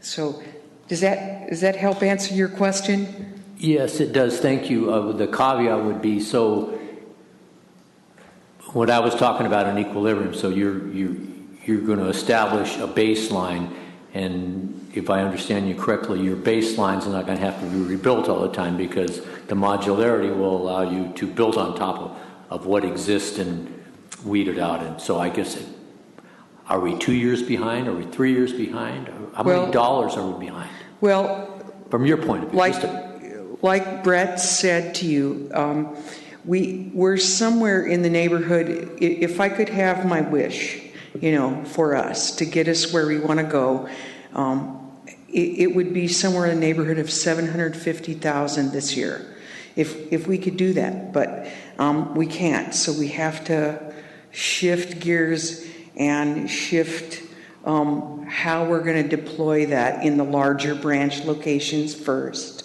We'll deal with Central, with Petaluma, with Sonoma Valley, with Sebastopol, the larger locations first. Because we're looking at the door counts, we're looking at how the libraries are used, and then we'll, but I'm still starting with, the core being at the central library location that will feed everything. Right now, the design is not that way. The design is not an industry standard design. It is an organic design that was put into place as someone was learning how to do things. And so, as many things technology-wise, you had the best minds at the time doing the best they could.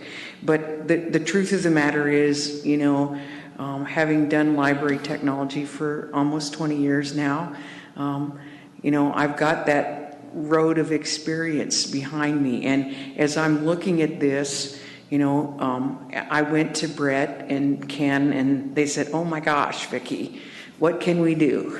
And I said, well, we can go this other way. You know, I don't want to, but we have to. I mean, that's the truth of it. Okay, and just from the standpoint of expenses, IT expenses are ongoing expenses. They're not one-time expenses. That's right. Okay. That's right. And I hope we can get away from that idea, because just like the phone that you have in your pocket, of course, it's way different than the phone you had in your pocket 5 years ago. It's an ongoing expense. But the thing that I am trying to say to you here is that the goal of all of this is patron-centric. It's customer service, because we have resources that we're offering, like streaming audio and video and ebooks and things. With that kind of resource that we're offering, we need to make sure that our patrons can, actually use it. And so, for example, our Wi-Fi usage in the libraries, as you might imagine, is going through the roof. It's really going up and up and up, because everybody has a smart device that walks in the library.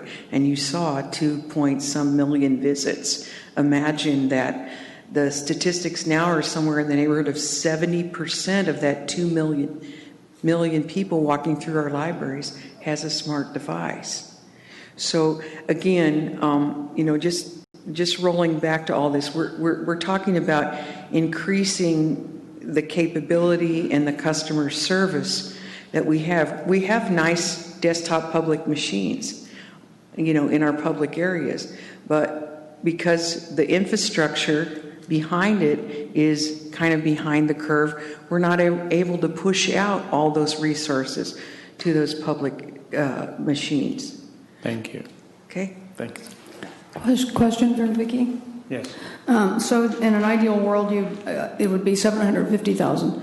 And the difference between what we're able to do and the 750,000, is that just more branches? Is that what you were saying? Well, that's right. I wanted to be able to do all of the branches. I want it over the year, over the 6 months, get all of them done so that they're all the same, so that we have the same resources at every one. Okay, so we're going to target just the bigger, busier libraries. We're going to target those first, that's correct. Right, and that is with particularly high Wi-Fi? Is that the particular focus? The particular focus is twofold. Wi-Fi is sort of the end result. But the core of that is a new router at every location. Okay. That the core of that is being able to support the higher speeds that we're getting with modern telecommunications and pushing that out to the branches. Thank you. Thank you. Other questions? Okay, Ken, it's back to you.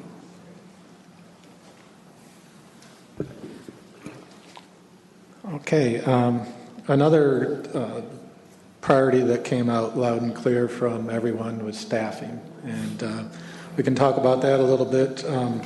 As we already talked about, the compensation study, the second half is in the budget. There are a few positions, I think 2.5 positions, that we are requesting to add to the budget for this next year. It was kind of difficult because we probably had over 20 requests for additional positions, and obviously can't make all that happen. So we've included a community engagement communications position, and that's to coordinate and to keep the momentum up of our outreach effort that we've got going this year, and to reach out to the community and to make sure all our communications get to the right people and things like that. So that's in there. There's also a permanent position for the Roseland branch in the full-time position? Yes. And What line items, does that show up anywhere? And this is all in the salary and benefits. I mean, the salaries would be in the top line 50701, and then it flows through things like PERS and healthcare and things like that. So we felt it was important to continue the effort in reaching out, like you spoke of, Linda, out into the Roseland community, and so we have included a full-time position out there. We will still keep the hours at 20 hours a week, and we've also included items to support that 20 hours a week out at Roseland, things like collections, events, miscellaneous expenses. So is the Roseland librarian 40 hours a week or 20 hours a week? 40. So the Roseland librarian might go to some other site or for the other 20, or that's up to staffing? And Yeah, that's probably up to Keough and the public services area, but to coordinate something like that, I mean, there's plenty to do in many different places, not only at Roseland. So okay, very good. And then the third one? The third one is a part-time position that we thought we needed to help support our graphic artist. And there again, it goes back to supporting a lot of our outreach and advertising that we're doing. We're asking our graphic artist to pick up a lot of work, and she's very good at what she does. And she just needs some help in the more clerical parts of the job to support all the branches in the system. So will we get this written at any time, or is it just verbal? In the future, I will do it written. Thank you. Yes. Basically, just for my understanding, the community engagement person is a management team person. Probably not. Probably not? Okay. And what's the range of projected salary on that? Oh, it would probably, I'm guessing 75. We'd have to look at really what's out there to get comparable things. But I think I put in there around 70 or 75,000. Including benefits? No, plus the salary. Plus benefits. And the permanent Roseland would be a member of the bargaining unit and so forth, and the part-time person also. Right. So do you want to also cover the literacy contractors moving over to permanent? Yeah, I did. Okay. I did. But that's also in line. Yeah. There's a significant $500,000 increase in that line, and that would include the literacy folks. Yeah, there's all these things are kind of spread out in multiple lines in that salary and benefits section. But yes. Barbara? I'd like to make a suggestion as a policy for the commission that anytime a new position is added, because they are significant in terms of ongoing costs, that position by position, we approve by the full commission, each individual position. And obviously we all, I think, are looking for a lot more detail on these specific ones as we move forward with the budget. But I think it's a good opportunity to offer that as just as a policy. I think they shouldn't be, we should have to pick them apart in the line items, but we should really thoughtfully approve individual positions that are added. I think this is a common practice. I know the City Council of Rohnert Park is one, does that. Okay.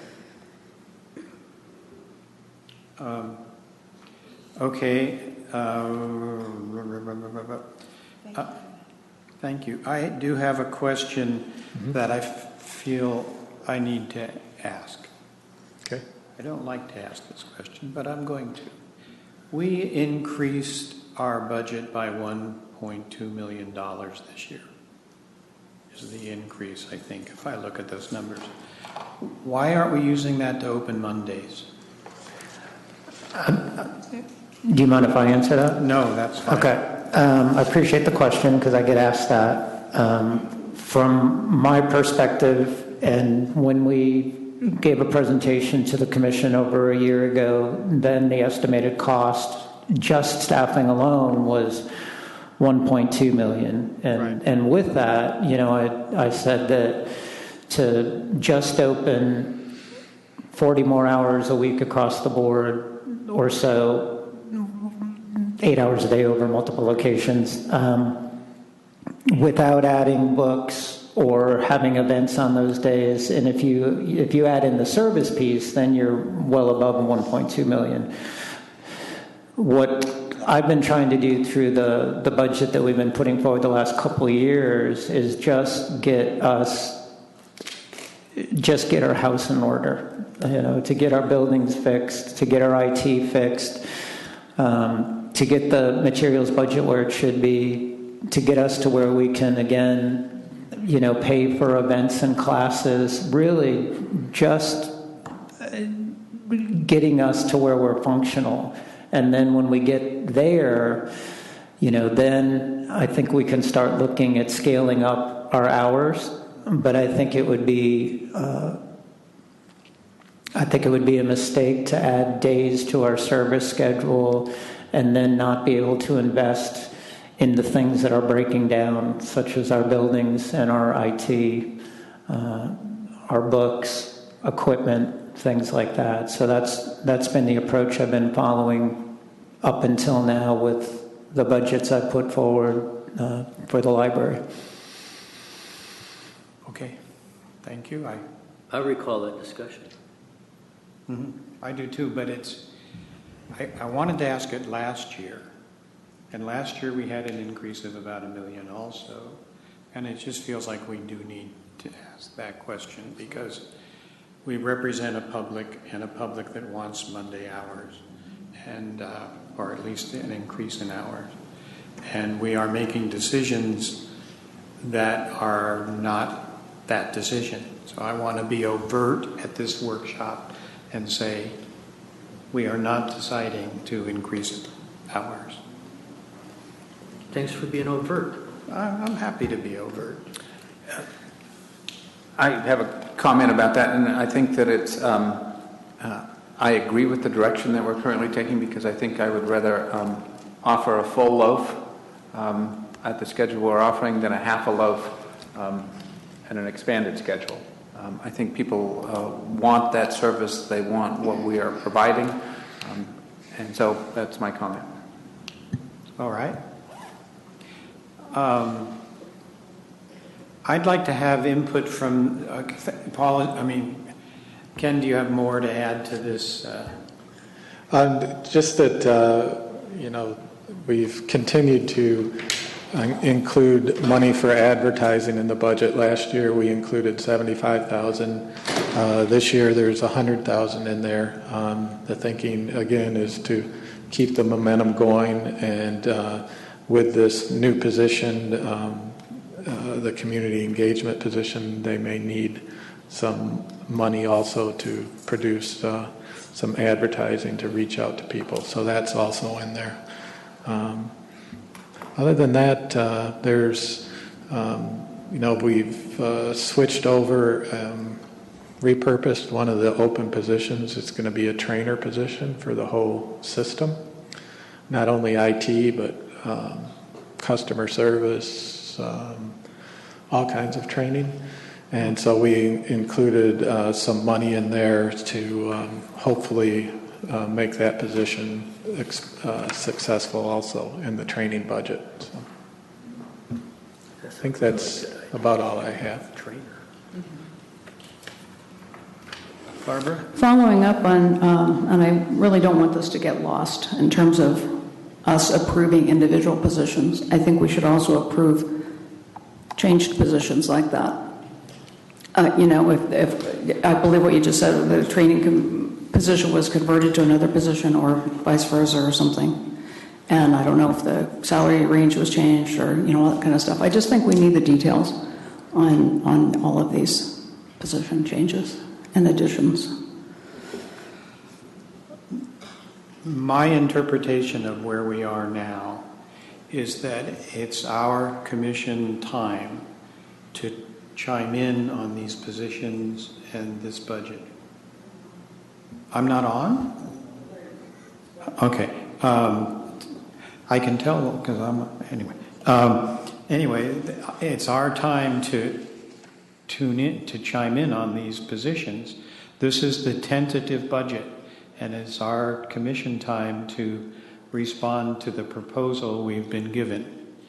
So before we report, are there any other particular things? Not unless anyone has some questions. But Funny you should ask.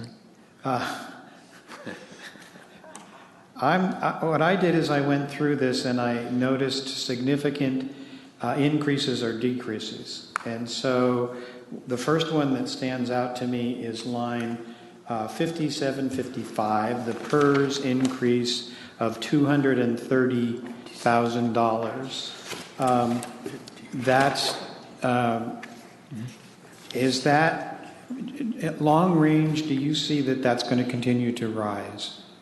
The report that PERS gives us every year, it projects out percentages, contributions for the next 5 years, and it is continuing to rise, yes. Part of that is they recalculated some of the actuarial figures that they use to project these benefits. They recognize that people are living longer and also retiring earlier. And that had significant,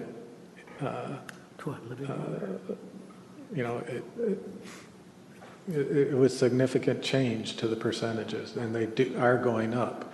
Now, the one thing that's a little bit different with CalPERS than like the OPEB is they look at it every year, and the earnings that take place can all of a sudden they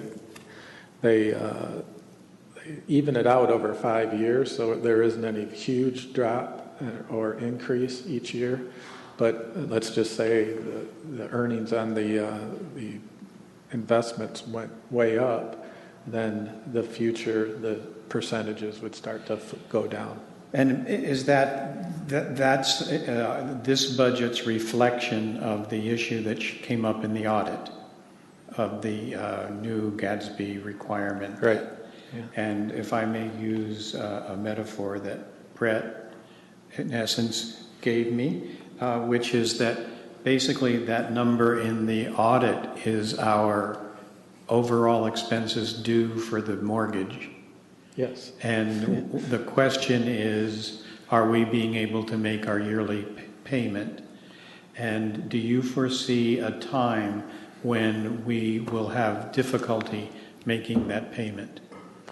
Well, that goes back to the earlier discussion as the expenses rise and the revenue is beginning to flatten out and there's only one source of revenue. Yes, there could be a time when. Now, can I predict that to what year? No, I can't. Okay. Okay, Linda? This is the time to ask questions. What do you see the outreach person doing and any different than the consultants that we have hired? Would it be in partnership, or would they be doing other when I think of outreach, I think of the Latino Eritrean community, seniors, that kind of thing. Mm-hmm. And right now we have a consultant who's doing a little piece of that. So would it be different? Would it be in addition? Well, the consultant's a one-year deal, so we won't have Lou Edwards probably but a few more months, and that contract ends. The things that you mentioned just now, absolutely. I would see the person. One thing we struggle across the board to do things as simple as write press releases. All that's diffused across multiple staffers. So if we want to write a press release to send to the Press Democrat, we look around to see who can do that for us. So would be maintaining our presence with media. As you said, the person would be, out in the community, creating partnerships with various agencies, museums, higher ed, but really doing, what somebody in a marketing division in another organization would be doing that we're currently not doing, and those needs are ongoing. So that would be what that position does. And would that be part of the management team? No. Okay, then the other question I have would be this 0.5 graphic artist, because the other one's working so hard and needs this help. You are creating a career position, a 0.5 career position, and you feel that that's the best use of resources is for a graphic assistant to the graphic artist? Yeah, so what's happening now is, ideally our graphics artist would have created these slides for me instead of the library director, spending 4 hours doing them. The flyers that we create, the hundreds of events that we, have over the course of every few months, that person should really be sitting at a Mac and creating creative content. But what she ends up doing at times is standing at a copy machine or at a chopping board, chopping flyers in half, or opening boxes or unpacking office supplies. And it really takes her offline for her to be able to create content for us. So it seems like a cost-effective add to our staffing. Thank you. You're welcome. Other questions? Just follow up on Linda's question about the halftime person. Just as an example, the last Friends of the Library book sale materials didn't come out in time. We got them really late. And that's because this person is so bogged down with all the other things, and they're working on this strategic plan, and I don't know what all that she was working on. But I'm sure that there's a ripple effect throughout the system by this graphic person being overloaded. Yeah, and the strategic plan is a great example. All I had is a Word file, and I knew that needed to look better, to put it up on our website. And, no fault of hers, but it took her probably 3 months, to find the time to go through and add the infographics and, to make it, something that was presentable to the public. Yeah. Go ahead, Barbara. I have another question about 5807. 5807, which is retiree health insurance, shows a decrease of $300,000. What's the line item number? 5807. Right here. Yes, that's because included. 50807. 50, I said. This year in the budget and in the projected actuals is the $500,000 deposit to the OPEB trust, where next year the budget has $150,000 to the OPEB trust. Okay, that makes sense. Moving on down, 51032. Why are janitorial services going up $10,000, $9,000? We hope to get an RFP out very soon when the facilities manager gets hired. And I think what we're anticipating is that we want a little better service, and that we're going to have to pay for that little better service. So that's why that's. Okay. Can I put a comment in to make sure that Becoming Independent gets a shot at that contract? Sure. Thanks. And insurance liability is gone down 5,000? Down.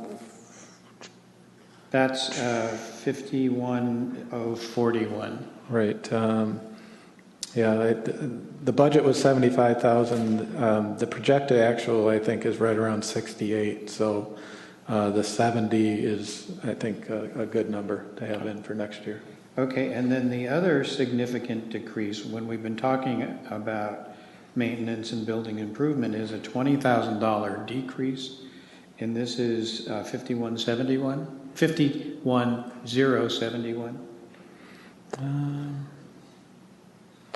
Right. Well, we budgeted 145. What we're projected to go at for this year is 130.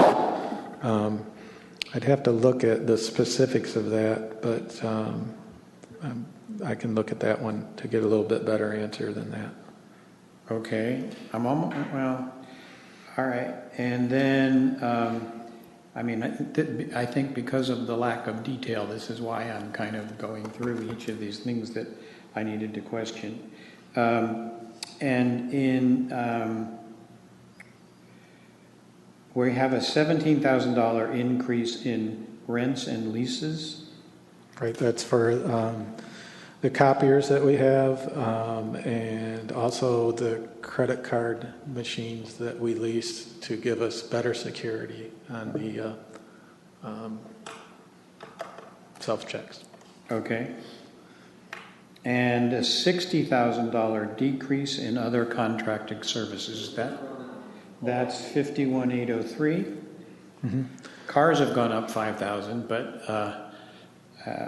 60,000 decrease in, and is that because we're not doing the consulting on that we've been doing this year? That's part of it, and part of it we've also, in this past year, due to some of the longer-term vacancies that we've had to get some temporary help, and that's where that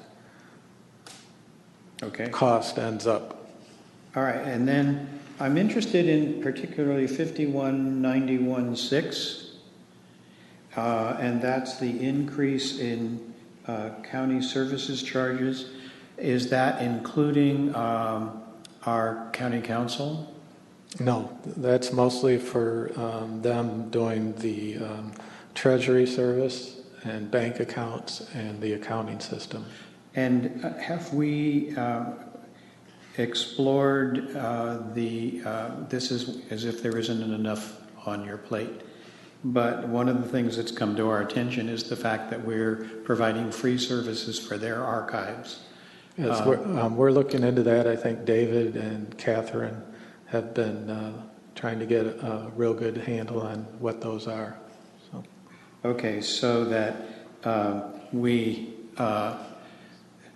may be able to offset those at some point if we decide that we do need funds from them on that process.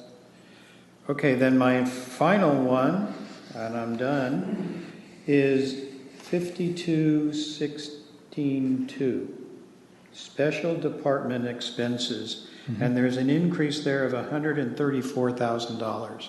And the majority of that is $125,000 for the events and classes that we put into the operating budget this year. It's the first time we've had a budget like that in our operating budget for quite a while. Okay, so that's that aspect of that. Yep. Okay, are there other questions or comments? I think we've looked at the positions. Do other people have other things to comment on the 2.5 positions aside from the literacy move? Other questions about those positions? I just have a comment in terms of someone that's built budgets like this over multiple locations for 25 years. The ability of Ken to answer these line item things is damn good. Just like that, you know. I think you are getting a great job at CFO. This is my opinion. He did. Yeah, I did. Now, I'm not sure how we want to proceed on.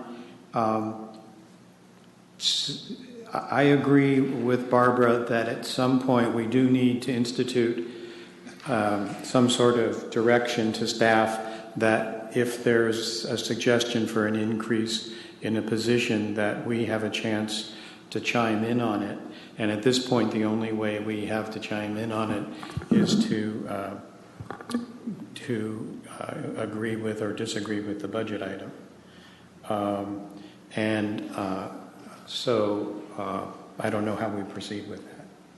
Yeah, I mean, you probably are talking a policy issue. You know, the way that I've done them up till now is to request positions through the budget process to where you all can give ample input, and if you choose, say, yay or nay to particular items. Last year, this year, when we realized that we were seeing some additional revenue and knowing that we hadn't had a facilities manager for years and years, the way it worked then is we came to you with a specific agenda item to request a position, but otherwise, you know, without a policy change, that would probably be how I would request positions, is through the budget process.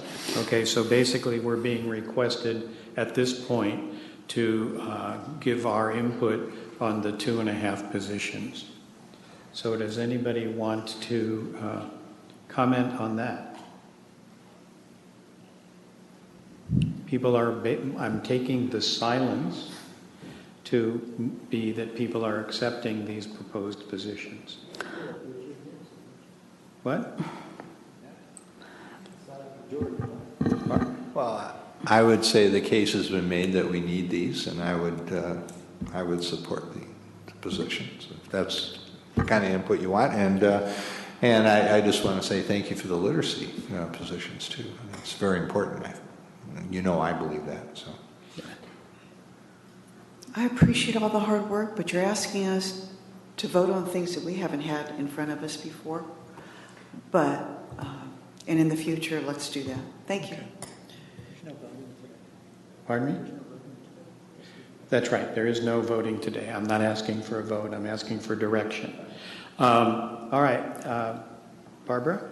Well, since we're seeking direction, my request would be that we have a position description written up for each of these positions, including information about the change from contract employee to full-time employee. So that's 2.5 positions plus how many people are we talking about converting from literacy contract people to? Two more. So that's 4.5 positions. And I would really like to have a page on each one of those with the salary range and a job description to vote on that before, rather than just the big ball of wax, since we're not voting on anything. Would be my preference before we actually voted on the budget. Can that be done by the next meeting? I would like to hear, is that the will of the entire group? Is that that's doing things quite a bit differently, and obviously that's directing Ken and I to focus a good deal of time on that, and I'm happy to do it if it's the will of the group as a whole. Is it the will of the group as a whole? How many people would like to have, what I'm hearing Barbara is requesting is basically job descriptions for each of those positions before we approve the budget, which we are scheduled to do in the May meeting. Yes. So could we potentially... So we would perhaps approve a budget that has money set aside for these 3 positions without having actually approved the positions. I mean, the positions could come to us later, and we're approving in theory that these type of roles are needed. But at a later point, when job descriptions are created, we might be able to have input then and say, well, actually, no, this doesn't fit with what we were thinking. Does that make sense? I think, Paul, did you want to say? Yeah, I want a little clarification here. What we're asking. Are we asking just to be notified of a job description, or are we saying we as a commission want input on that job on that job description? In other words, are we going to go through that job description and say, well, we don't agree with this, we agree with this, go back and rewrite it? I don't know. What I'm really suggesting is that when you add a position, you're talking about, in many cases, well over $100,000 permanently to the budget, and with salaries and benefits and so forth. Right. And so, we're talking about being fiscally conservative and just, whatever. I just think it's a good policy. I talked to Jake. I just came up in conversation yesterday, and he said, well, City of Roanoke Park, you always would see, you're adding a job and a permanent, fiscal impact. The city council always adopts those. Now, I'm not for picking it apart and, whatever, but we're just kind of talking about, verbally kind of understanding this, and I think, we ought to have just more specifics about it. I think, Linda. I just wanted to, and I agree that we should be notified. And how is that different from what Brett does? Well, I think, for example, this last year's budget, we approved several new positions. One of them sitting at the end of the table, and basically we left it to staff to proceed to fill and create those positions. And basically that's what our practice has been. Barbara is suggesting that there be another practice. Linda? Would it suffice to have gotten this information? We're going to ask you for 5 new positions with a paragraph on what they were going to do and how much they would cost. And that way we would know what we were approving, what we were considering, and it would be the assistance to the graphic artist, clerical support, or whatever they're doing, given the burden of what's going on now. Rosalind, it's part of outreach, it's part of this, it's part of that. It's just a paragraph. It's going to cost you $80,000. It's going to cost you $60,000, whatever it's going to cost.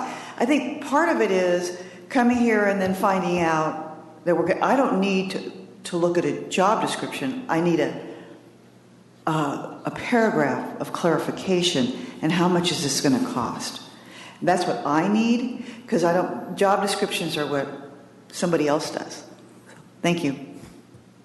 Hillary? So I think it's a little foggy for me because this is merged with the budget, but in the past we've had a practice of we need to hire another delivery driver, and that's come directly as an agenda item. And we've approved that without approving a job description. And so because this is kind of conflated with the budget, I think it's creating confusion. So maybe, yes, if it was broken out that within this budget we're requesting 3 additional positions, that might avoid this. Okay. So essentially, I'm hearing that, let me just see if I can, and people help me with this because clearly I'm stumbling here, but that essentially what we're requesting at this particular juncture is when we are presented with a budget, that what we're doing is giving direction to staff. And when we're presented with a budget to approve at the May meeting, that we would like included in that is those quick paragraphs. So that without a job description, it's essentially what you've just said to us basically is this is the position and why we feel we need it, and with the additional sense of a price range. Yeah. So that when we approve the budget, which happens at May, then we have those, and in our essence of approving those positions at that time. And since we are continuing to develop the territory of being a commission of 11 and moving forward, even though we're almost 2 years old now, I still feel like we're up and walking and not running yet. And so that perhaps we do request that in the future, if there is going to be this proposal, that it come ahead of time with enough information for us to make a reasoned decision. Thumbs up for what I've said there? Okay. So for the May budget packet, though, you could put an agenda item in there, correct, around staffing that had those summations? Yes. Yes. Okay. All right. Thank you. It's now time for public comment regarding the proposed budget. Is there public comment?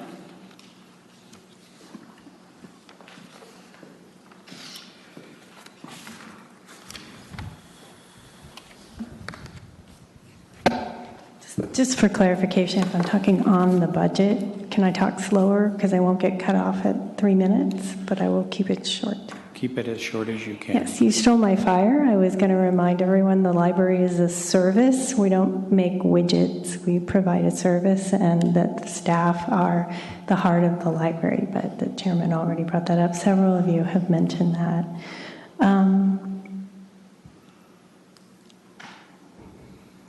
I just want to keep it simple. I had a whole presentation prepared about the literacy workers, that they were contract workers, and I couldn't make it to the last I had a library commission meeting, and here we go. They've already been offered employment. I was going to encourage you all to make them library staff, since they're the face of literacy in the community. So thank you for approving that.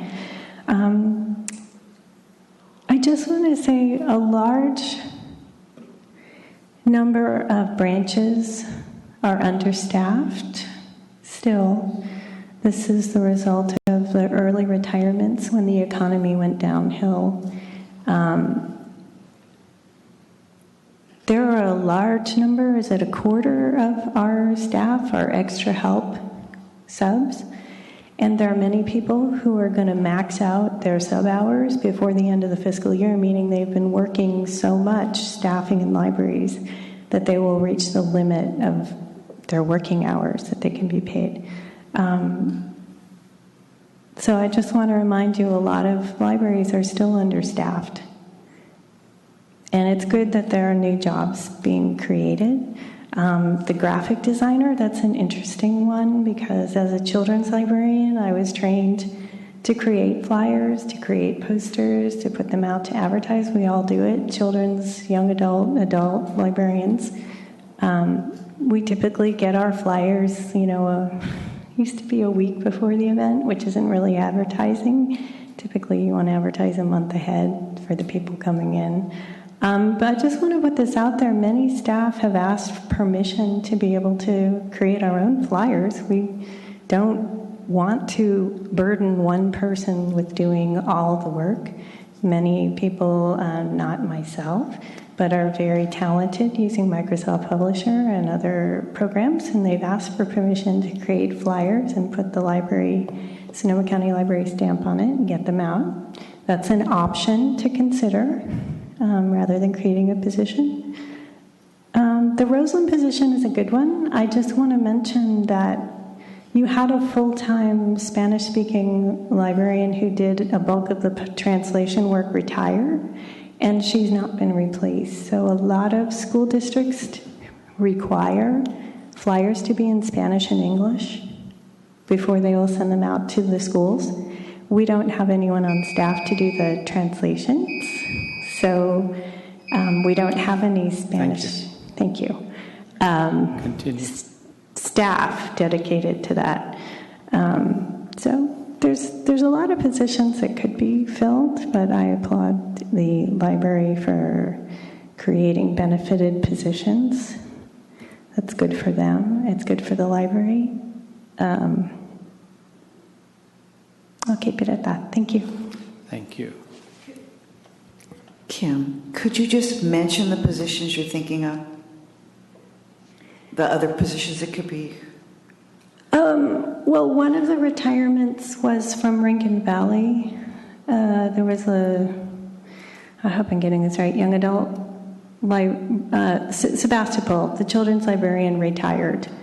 And the Rincon Valley young adult librarian volunteered to move to Sebastopol and worked there 32 hours a week, and they had someone fill in 8 hours a week at Rincon Valley.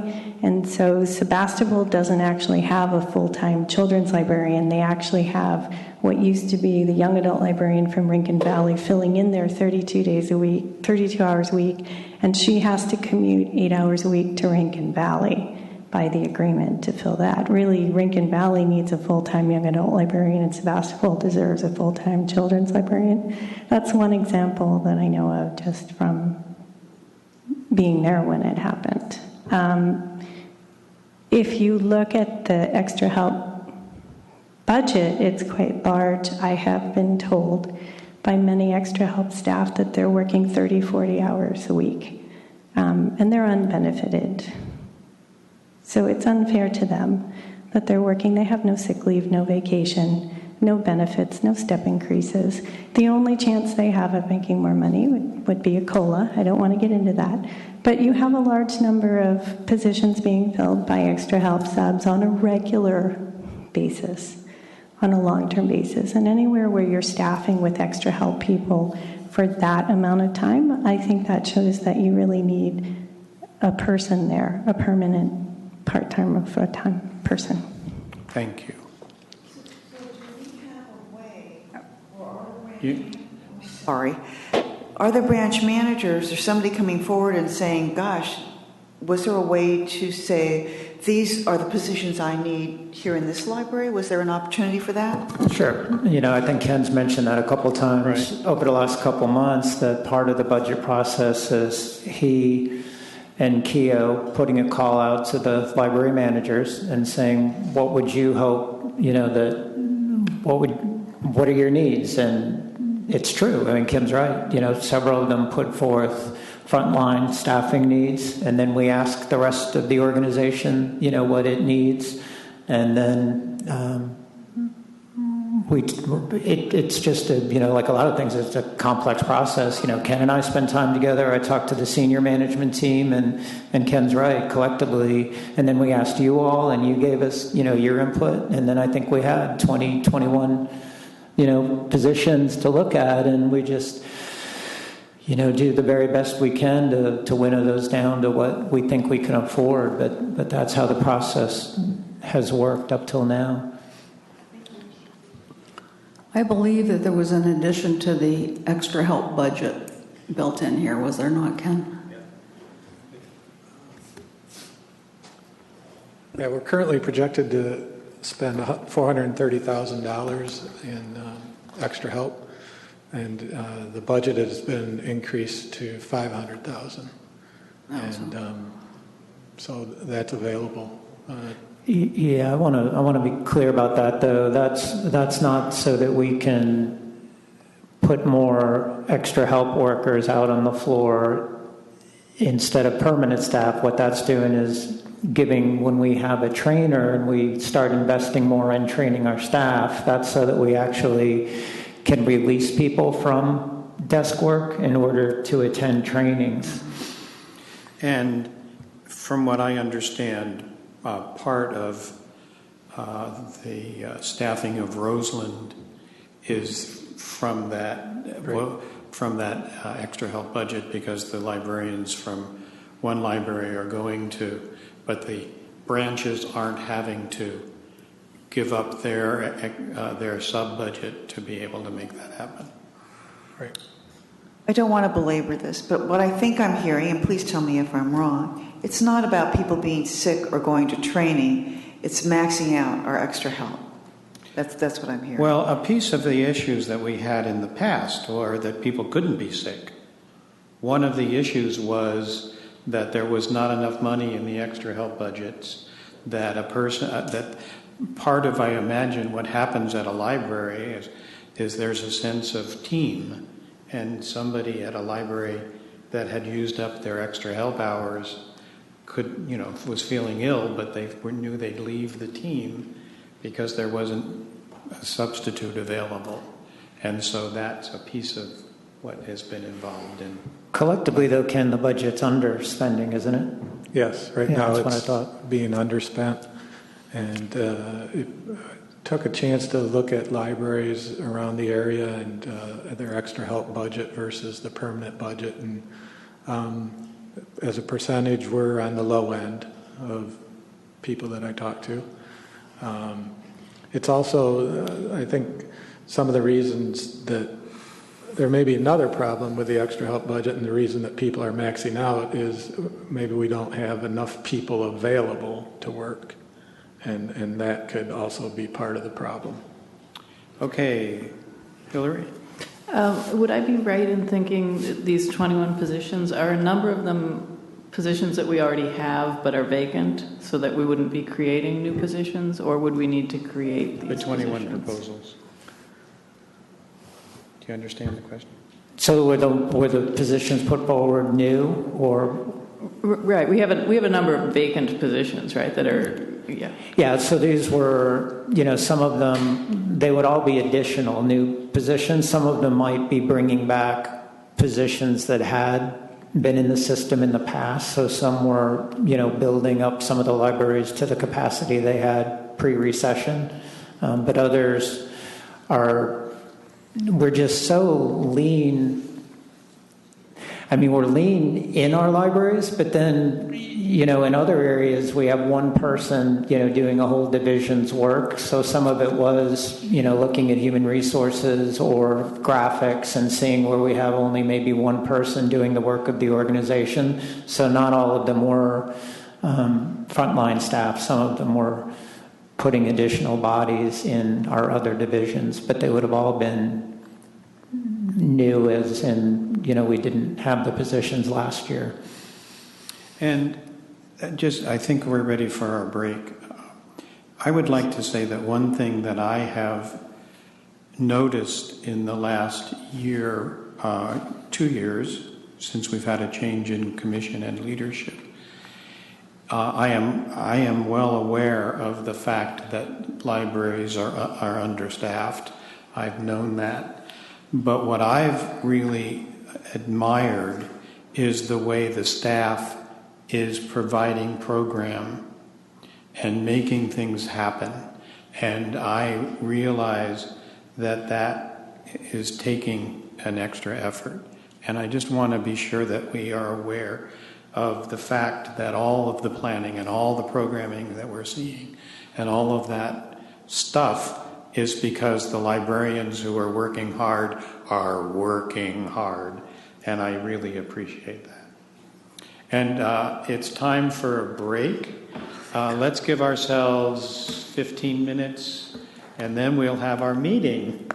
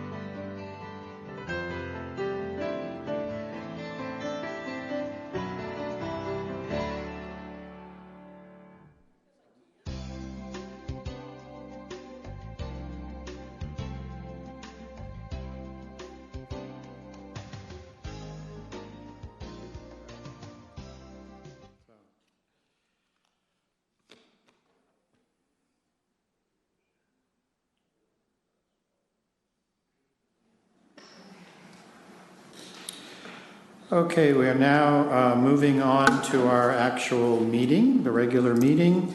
I'm calling the meeting to order. Are there any public appearances before we start our regular meeting? Okay, seeing none, we'll proceed. It's time for commissioner reports. I'd like to take this minute to mention that there are a couple of commissioners who are starting to operate in what we're calling currently a liaison position.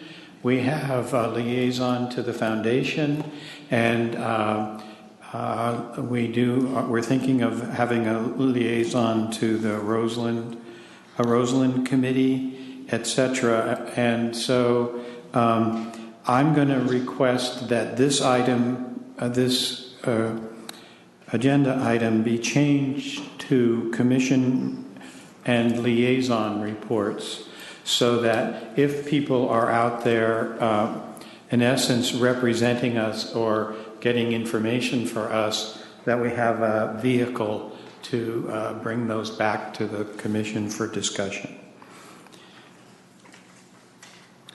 I checked with David about that, and we're going to wait till next meeting.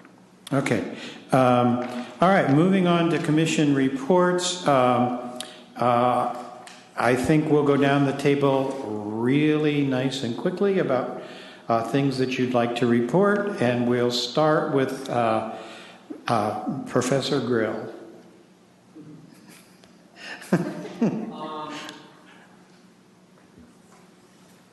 Really, I think all I have is I'm meeting Wednesday with the, I guess it's the president of the lab now in Healdsburg, and we're going to review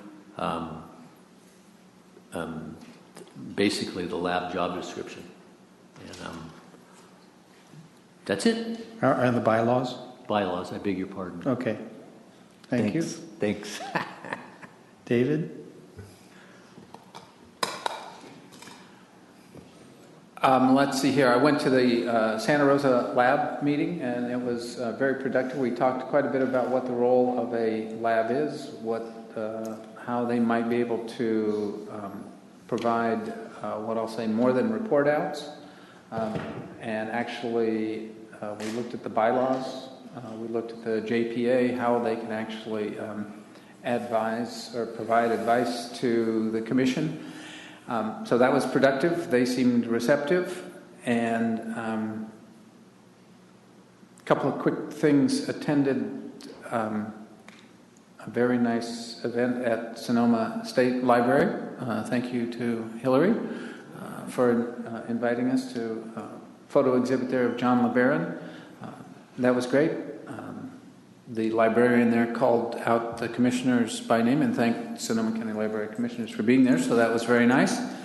And tomorrow I'll be here at that podium right there giving the outreach talk to the Santa Rosa City Council, and that should be at 4 p.m. if any of you would like to stay away. Stay away? Will it be broadcast? Yes, it will be broadcast. Thank you.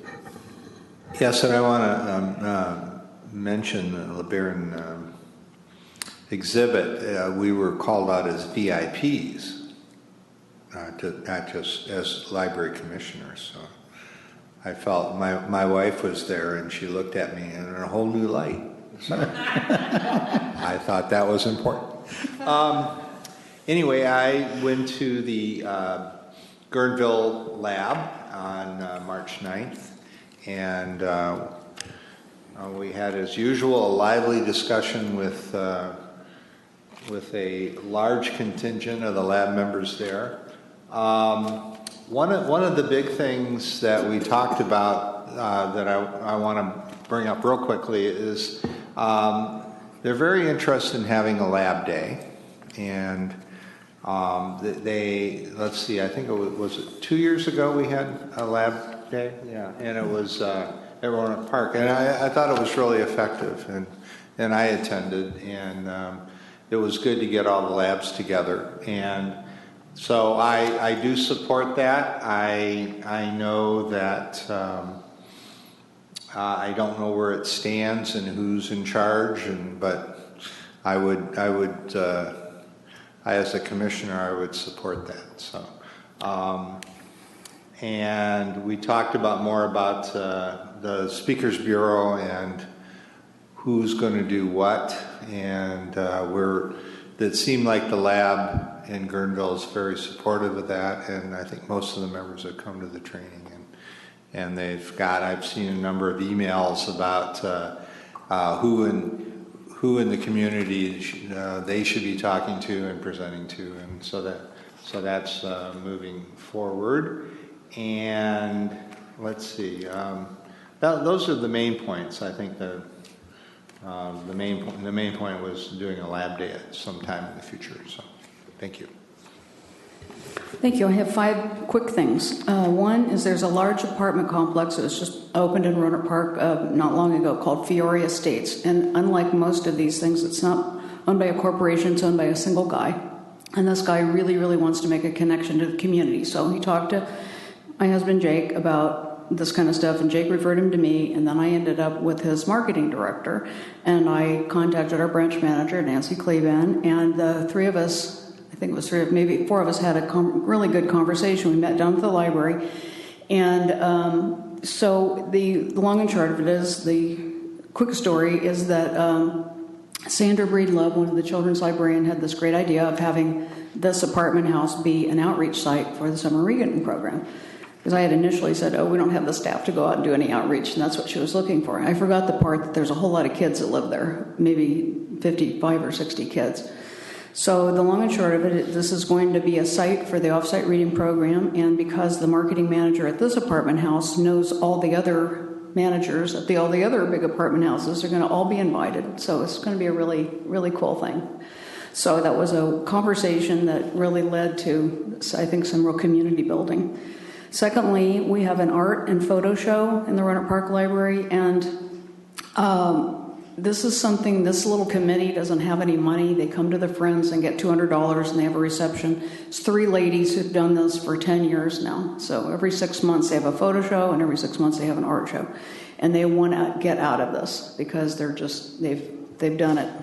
So they came to me and asked if I could help do something. I don't know what I'm supposed to do, but anyway, we had a meeting last week, had pretty good turnout, and we're trying to keep the short story is to try to keep this program going, because in terms of the library, of course, it's another great thing. I can't remember the number. It was like 700 people voted the last time, so they had way more than that number of people come in and see the show. So it's a really important, kind of a cultural connection, and I'm sure the library wants to keep this going. And just one little factor, I don't know how this fits in our budget discussion, but they were talking about, well, perhaps we could, get a little money for the program from the library's budget. And we were talking about maybe working with Sonoma State and also the local high school to get some of their students over there. Again, just kind of build this into a much more community connection kind of thing. So I don't know where we're going with this, but we did have a good meeting, and I'm on a planning committee to take it forward. Thirdly, tour of the archives. Helena and I went on tour of the archives. It was really, really good. I put it up on my Facebook page and got a lot of comments, and people were real interested. Oh, we didn't know we had an archive, stuff. So anyway, we do want to do some more things about, getting the word out, as well as, possibly having the supervisors come and, look what you got here. It's a really neat stuff there. I know a couple of you also have gone. Fourthly, I attended on the Saturday before last the History of Brewing, which was a really cool conclave that Catherine Reinhardt and her folks put on in the forum room on Saturday, and it was the history of brewing, and had a lot of historical society people there. Gayla Barron was there. Real interesting, real fun, and again, potential for, kind of growing this event and maybe have some tastings and, next year. Anyway, and number 5, the excellent event that was at the Roanoke Park Cotati branch on Saturday, and we all have a copy of this. And kudos to David Dodd, and he worked with Creative Sonoma, and we walked in there about noon, and the whole place was just alive. The whole lobby was full of people, and they had book displays, and people were chatting, and it was just so exciting to be down there. It was so cool. And then in the forum room at 12:30, there was this fantastic panel discussion on the business of writing, and there were, a woman who was an agent, a woman who was a successful writer, another, guy who others. Anyway, it was great, and it was a full house, and it was packed. And so, anyway, I just wanted to thank David for this, and just say that these are the kind of things that just do so much good for our reputation in the community. Because I don't know, I did another Facebook posting, had a whole bunch of likes and stuff. So anyway, thank you, David. Reese? The main thing I did was go to sustainability circles.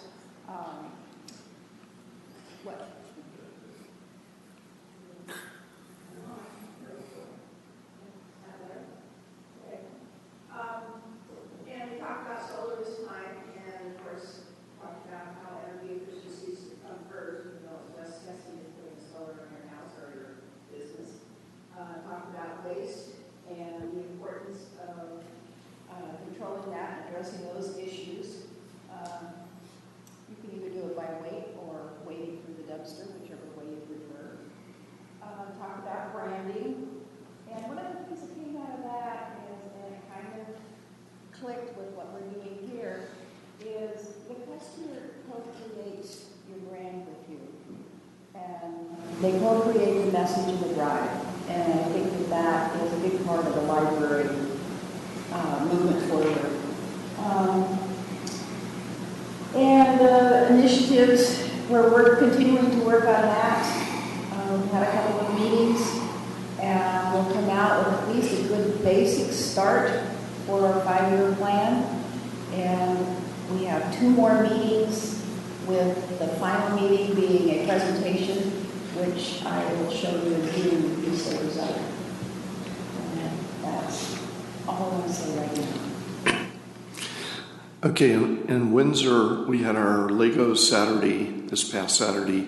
We had 8 tables of kids, having fun with Legos. The Windsor Lab is having their quarterly meeting tomorrow at 5 p.m. Windsor's been one of the pilot programs for the homework help for kids after school. It's on Tuesday afternoon, and that was written up in the Press Democrat yesterday, so in the Sunday paper. That's it. The Katati Rohnert Park Lab will meet April 19th, Tuesday at 4 o'clock. I'm pleased to report, I think our lab board is full now. We have one more member that will approve at our next meeting. And we will also, I expect, begin reviewing the bylaws at that time. So that is what I have to report. Great. I don't want to be redundant about the reports, but I did notice there wasn't much in this one about Petaluma, so I'll just say one of the things that really continues to impress me in terms of the programs that I'm seeing developed is the range. We have Legos, we have Path to College, we have, in partnership with our homeless shelter, we have a series of rental, how to get rental, how to apply for rent, a whole collection of rental support. I walked in the other day on a maker program. There's stuff going on about coding. The programs just continue to astound and delight me. And now's the time for me to make the announcement that I'll be missing the May meeting and attending by phone. And I'm finding out how that process works, but I believe I need to put an announcement on my dorm room door that I'll be attending a meeting. I'm not sure how many people from West Virginia are going to be interested in that, but I will be attending, and Helena will be chairing the meeting. In terms of the, I'm trying to get on the agenda for the Petaluma City Council. I've made one phone call and I did not get a phone call back, so I think I need to walk in and talk to the city clerk. And I'm also trying, I haven't done anything about it, but I tried on that same phone call, but National Library Week starts when, Keo? April 10th. April 10th. And I'm trying to see, we have buses in Petaluma that have messages on them, and I'm seeing what the process is of announcing it's National Library Week or that kind of thing. So that's a piece of what's up. I'd like to take a minute to comment on this idea of where we go about the labs. And in the past, the lab day was essentially coordinated by central office staff and a group of people from the labs. And I don't think it's, given the nature of where we are at this point, I don't think it's particularly fair to me to look at the central office, the main management team, and say, how about planning a lab day also?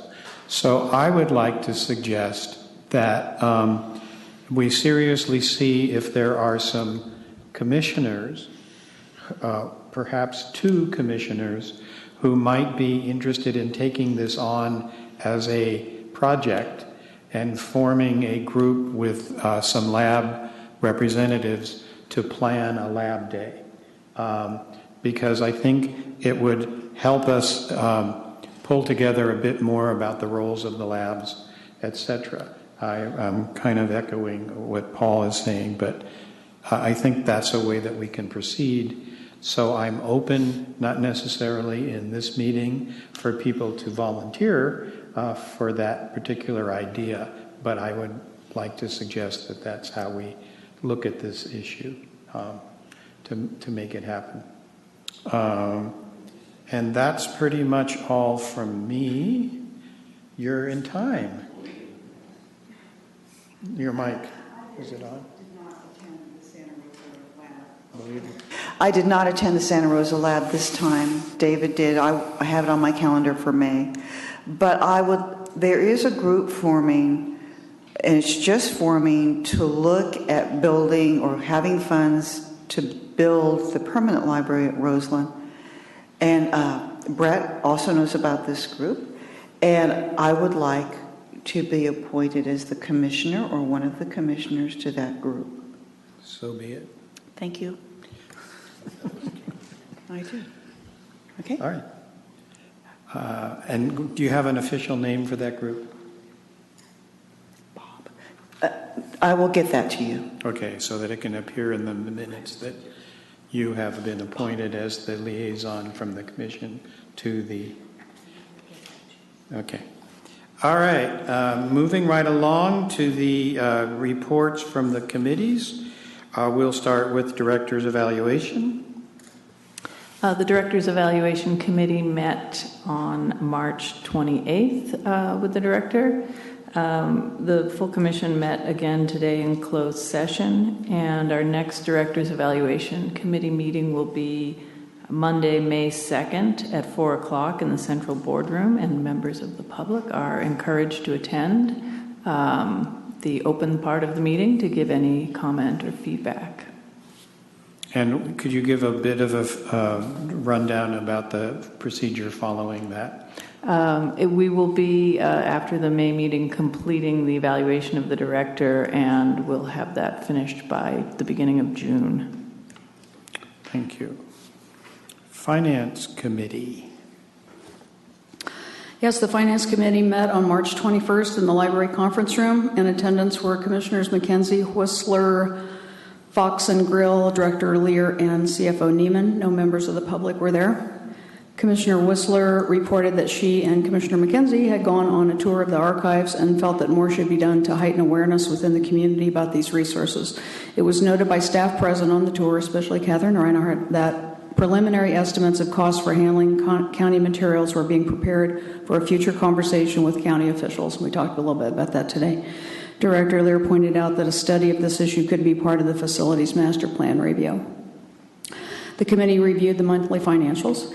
The committee had a lengthy discussion about health care benefits and costs. It was noted that retiree benefits are the same as active employee benefits. We reviewed some of the cost estimates for changes to deductibles and co-payments and some information on possible new plans. After much discussion, we spent most of the time on this, it was decided to follow Director Lear's recommendation that no changes to the health plan be recommended by the Finance Committee this year.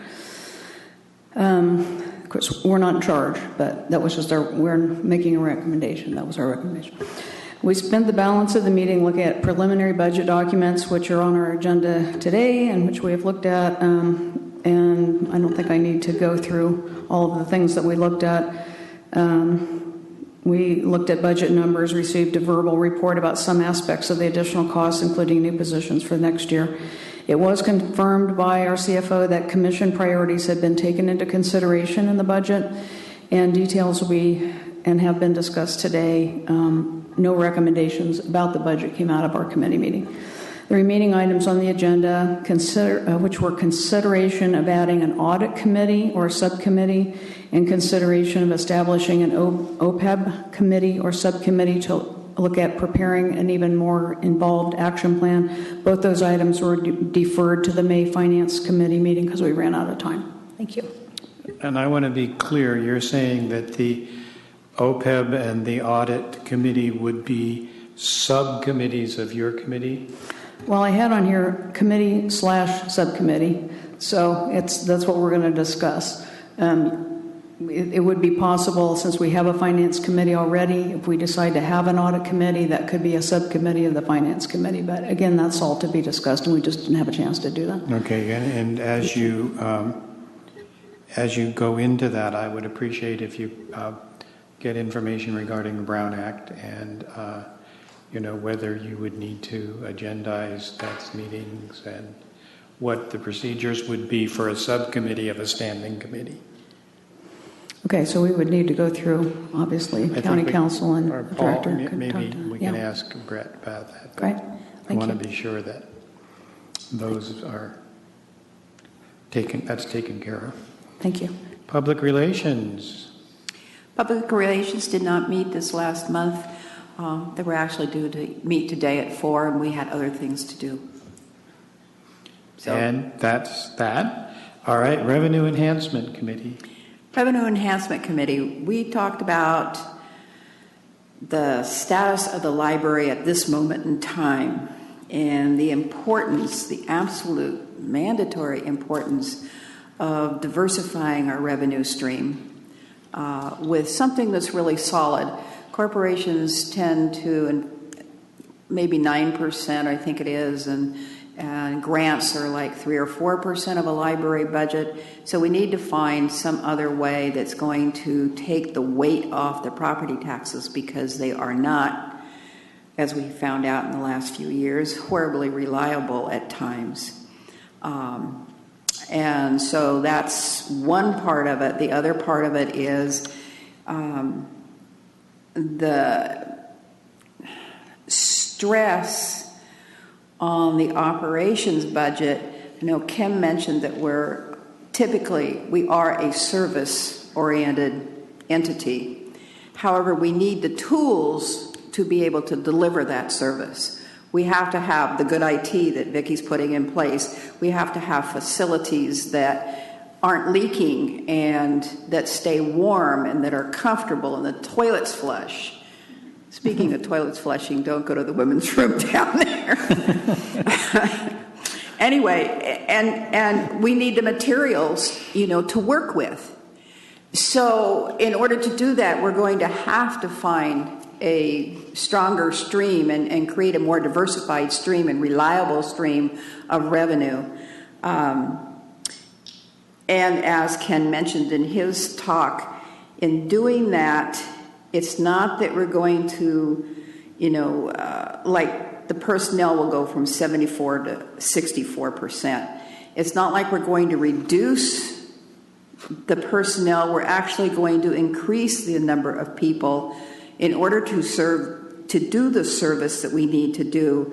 But in order to do that, again, we have to be able to enlarge our revenue stream and diversify it. And that's basically what we talked about.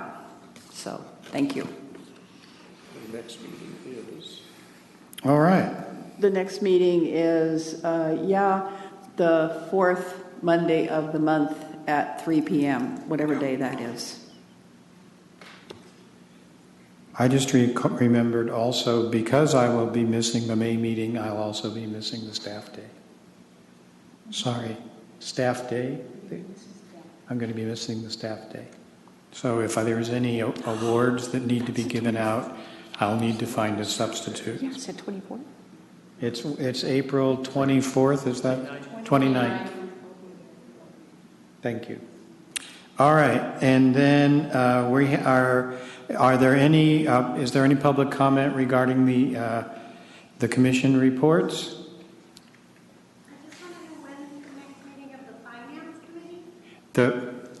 We always meet on the third Monday of the month at 3 o'clock in the library conference room.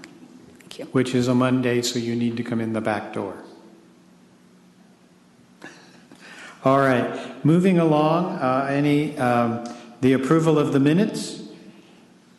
Do I have a motion? First of all, are there any corrections? There is a correction. Okay. Mr. Chair, on the page 24, which is page 2 of the minutes, I guess, under Finance Committee, there's some stuff got smushed together. The sentence that starts, they discuss polling expenses paid, put a period there. The particular with the effect of COLA, that's unrelated. Did you see it, Jane, on there? Okay, so the second line in this, they discussed polling expenses paid, period. Period. And then the next line would be, they reviewed a chart comparing revenues versus expenditures, as well as that's it. They reviewed a chart comparing revenues versus expenditures. That's where the COLA part came in there. So they reviewed a chart comparing revenue to expenses. Yeah. Particularly with the effects of COLA? Yes. Okay. Actually, it was various COLAs. But... Okay. Is that it? That's it. Thank you. Any other corrections to the minutes? Excuse me. Where is that?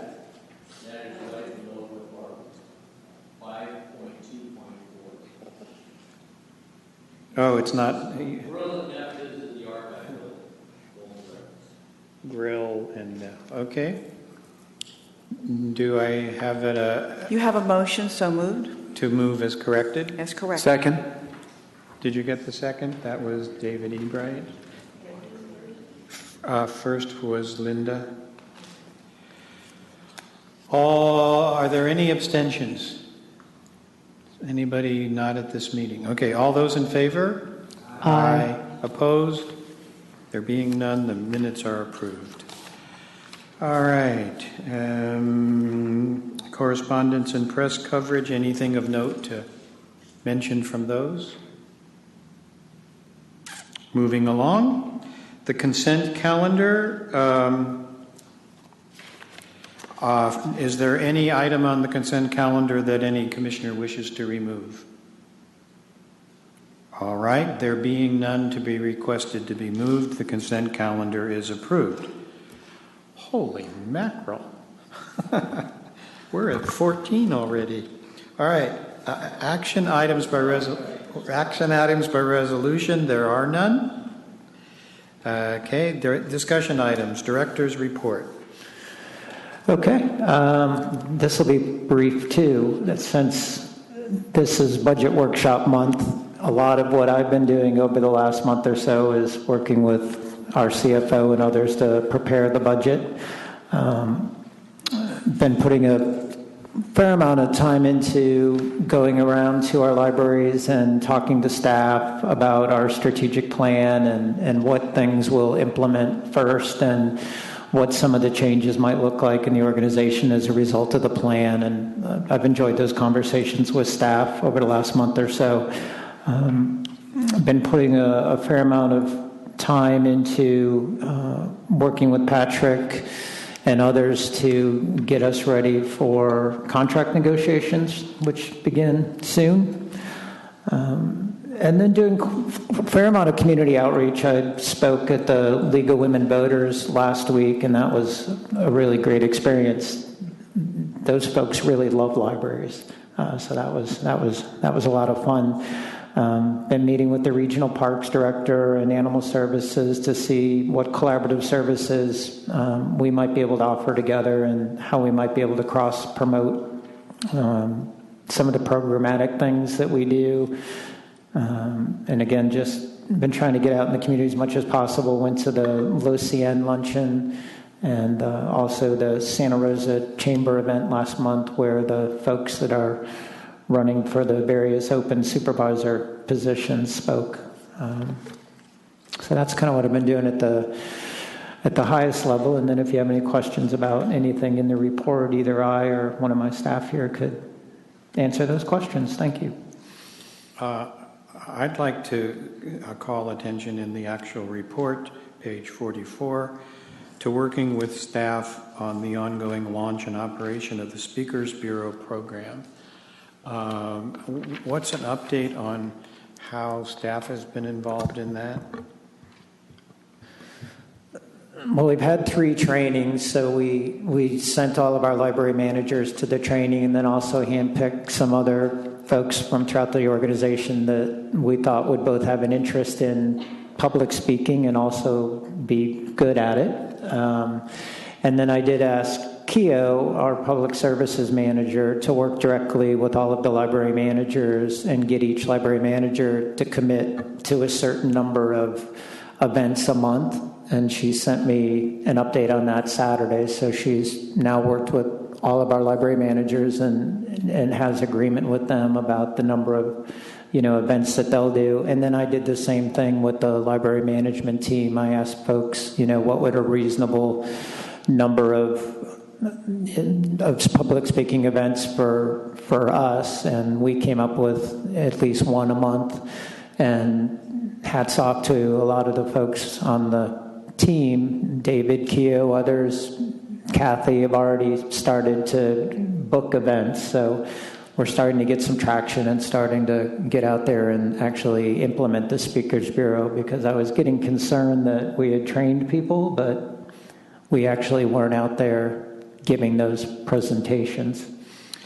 And I believe we had mentioned the idea that, I want to take a minute here to talk about the commissioners' roles in this, but related to the commissioners' roles in this Speakers Bureau, I think we had mentioned the possibility that the branch managers will inform their commissioner when speaking is happening, invite them if they want to go. Is that a piece of the picture? Yeah, I know that was talked about in the presentation. So last week I spoke to Keo, and she agreed to communicate to the library managers that whenever they do book a speaking engagement, that they notify their commissioner to see if the commissioner wants to come along. In my case, I'm moderating the panel that you will be on April 13th, and I just did that. So who do I tell about that? You're the speaker, and there'll be somebody there from the foundation, and I'm moderating it, and I arrange for it. So should I just document that, and who do I email that stuff to? I can take care of that one in particular. Okay. And I think you can add to this, but there is a hope that we as commissioners will begin to make arrangements to speak. And one of them is going to be tomorrow at 4 o'clock here.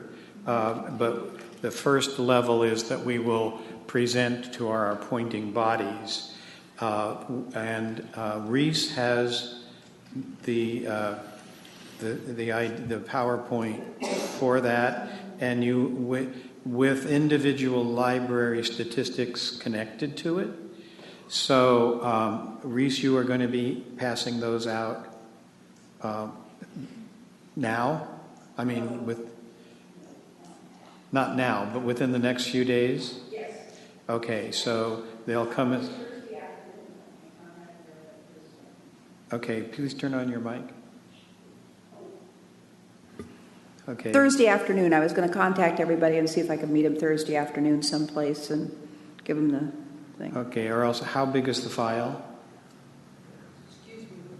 That I don't know. The file is available via the library's website, and I can give you the URL. You can contact me. Reese's talk is there? No, this is a different one. It's a different one.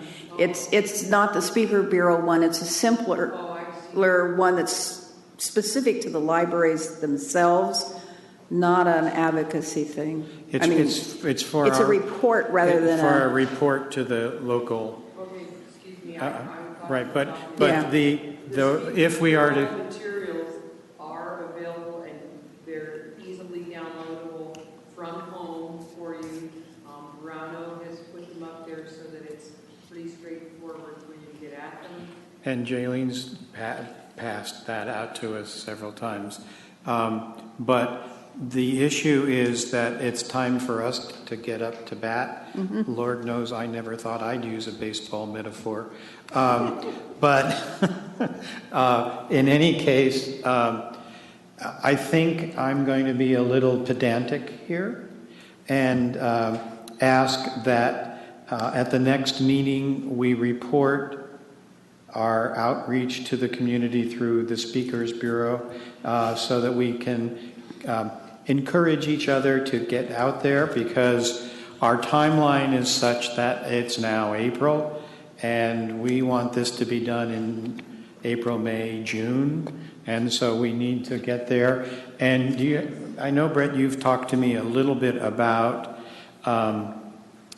what other places you see commissioners trying to make contact. Yeah, I mean, I would probably suggest that you all think kind of similar to how I asked the library management team to think, but, you know, what associations, clubs, groups are you aware of to where you could invite yourself, you know, to come talk to these folks? I think the library managers will do a good job of covering the very kind of local things like the Rotaries and the, you know, the parent groups and that, but, you know, think about, you know, really what clubs, groups, associations, churches, etc. might you be able to, you know, ask to speak to? Okay, Barbara? Just a clarification. So there's 2 slideshows. Right. And the Reese slideshow is for our appointing bodies. Correct. The other slideshow is on the library's internet, and we can download it on a thumb drive Right. and blah, blah, blah. Right. And so if we like Reese's better, does it matter which one we give? I mean, I haven't seen, I mean, I can't remember from the Speakers Bureau. I remember I had some kind of issues with the one in the Speakers Bureau. I don't know if that's been modified or not, but... I would certainly hope that as we go out into the community under this umbrella of the Speakers Bureau or just giving talks, that we do use the slides that were created for the Speakers Bureau. I think Reese's were very specifically created for the appointing bodies as kind of almost as an annual report versus some of the messaging that we want to be sure that we get out about the library. Okay, thank you. Okay, so I won't be here at the next meeting, but during the announcement periods, one of the expectations is that we will be saying where we will have spoken or what we will have done. So you'll send yours by email? I will be on the phone. I will send it in by phone. All right. Any other questions or comments regarding the management report 15.2? All these wonderful things that we hope get carried over to our appointing bodies, explaining the wonderful things that are happening.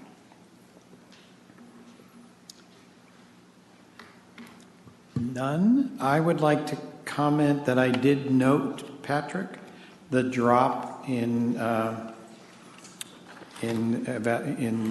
reviews.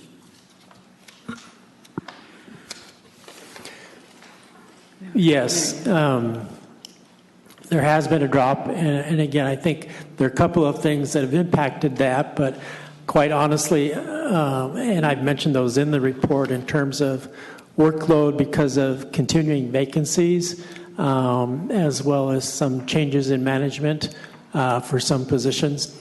But frankly, in switching to the quarterly report, I have not been as up on it in terms of persuading, pushing managers to complete their reviews in a timely manner.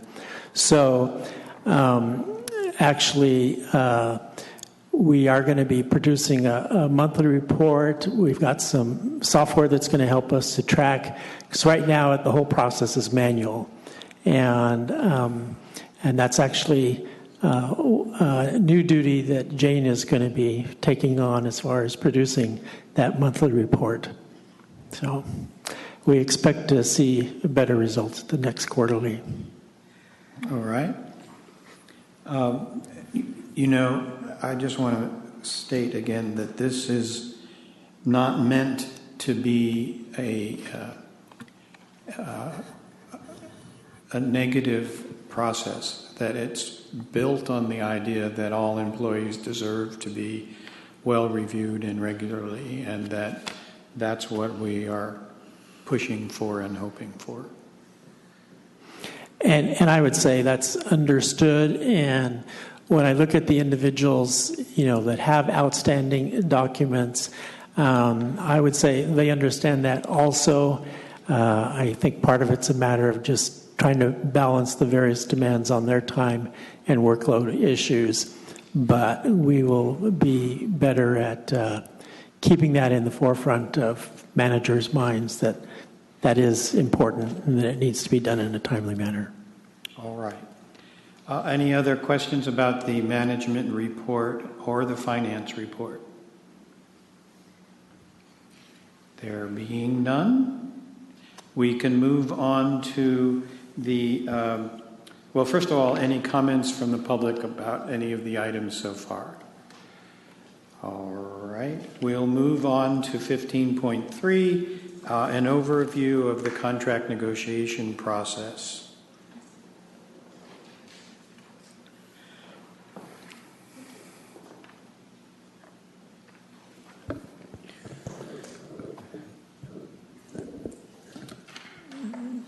So I know in closed session today, you may have already gotten an overview of the process, but I felt it was important to do this as a public agenda item, just to make it clear that we're entering into this process for the folks in the audience or at home too that may have an interest in their library system.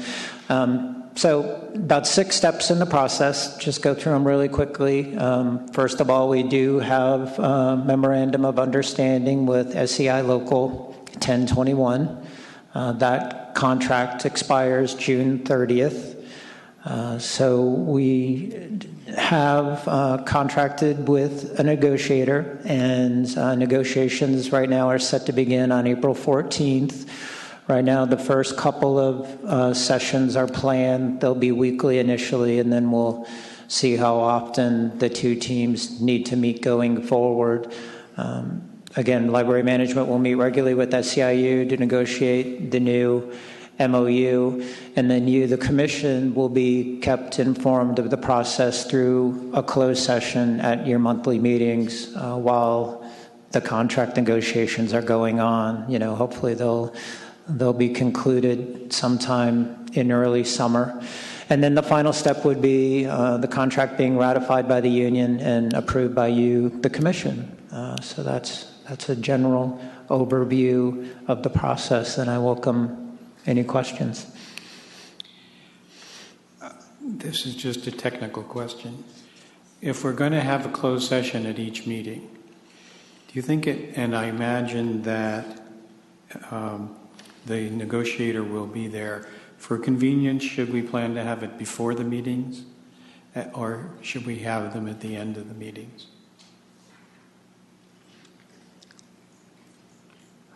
I don't know. I mean, I would, off the top of my head, say you'd probably want those beforehand, just so that you all are sharp as tacks, and there's probably more likelihood that that'll work out for the negotiator too to come earlier rather than potentially late evening. All right. Thank you. I think the meetings are at 6:30 usually. I think my hunch is that we would probably keep the same starting time, and then announce to the public that the meeting the open meeting won't begin till 6:45. I mean 7:15 or 7:30. But I think that makes sense. Okay.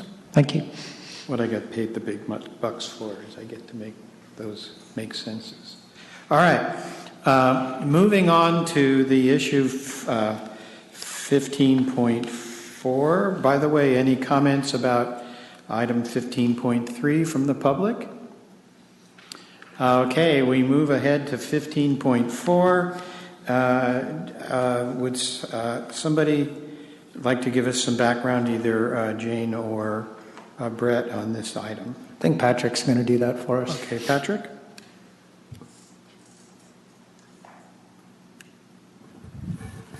So previously, a schedule had been adopted for submission of documents for the commission packet. And what we are proposing is that timeline be pushed back a week. We've run into the issue a couple of times. For example, an item will be brought up in the commission meeting, and a request for something to appear at the following commission agenda, the next month's agenda, and we basically only have a week to pull everything together. We basically find ourselves, as soon as we finish one packet, we turn right around and have to start work on the next packet, and it doesn't always afford us, sufficient time to pull everything together as complete as we would like. So all we're recommending here is just that everything be pushed back a week. It would still ensure that the commission would get a copy of the packet approximately 2 weeks before the commission meeting. It would be sent out electronically, but we would also send it out simultaneously by mail, because we do appreciate the fact that some of you prefer a hard copy.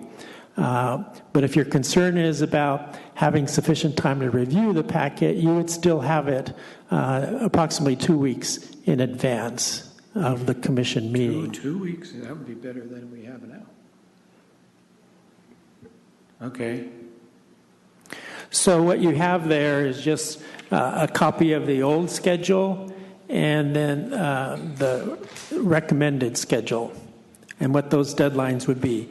So like, for example, the May commission meeting, if we didn't make any changes, we have to have all of our documents ready for the packet, so there's enough time to process, format, everything else by this Friday. And again, that sometimes can be a stretch for us. We'll do it if that's what you desire, but we would hope that we could stretch it out a week. And again, we think you would still get materials in time so that you can review appropriately before the commission meeting. Barbara? We had some bumps early on, before about getting our stuff early, and then all of a sudden we get it like real early. And I think I am totally supportive of this. I don't think we need stuff sitting around for 2 weeks, even in our house. And we also miss getting lab appointments on because, so it's affected us as well as the staff. So I'm totally supportive of pushing it out there. I think it gives us plenty of time. How about we do a thumbs up for pushing it out? I don't think we need any more discussion. Thank you. Thank you. Right. And I want to reiterate to the staff that when an item is suggested on the agenda, I don't want you to spend the next day getting it ready for the next agenda. Okay? I'm sorry that you all panicked last time, but anyway. So, that being said, we are at 16. Now, do not put your papers away yet, folks. What? Okay, go ahead. Bye-bye. All right. So, ideas or comments for the commission packet going out, the commission notes. We had a budget workshop. Did we? Yeah, we did. And there was also a suggestion on what to do with excess and I heard 3 permanent positions. 2.5. 2.5. All right. Other things that we would like to put in the commission notes. Okay, then on to the other issue is commission. Are there any issues that we would like to have on a future agenda at some point? Anything that commissioners would like to add to an agenda? You talked about a lab retreat? We did. Yeah. Okay, you'd like that on a future agenda? Sure, sounds like a good idea. Okay, and that being said, I would like to say that we are adjourning, but we are adjourning for the next meeting, May 2nd, at 6:30 p.m. with a closed session. And then the open session will begin at no earlier than, how much time do you think you're going to need for the update? No more than a half hour. No more than a half hour? I don't think so. Okay, so let's say the open meeting will open no earlier than 7:15, just to give us a little leeway when we move from room to room.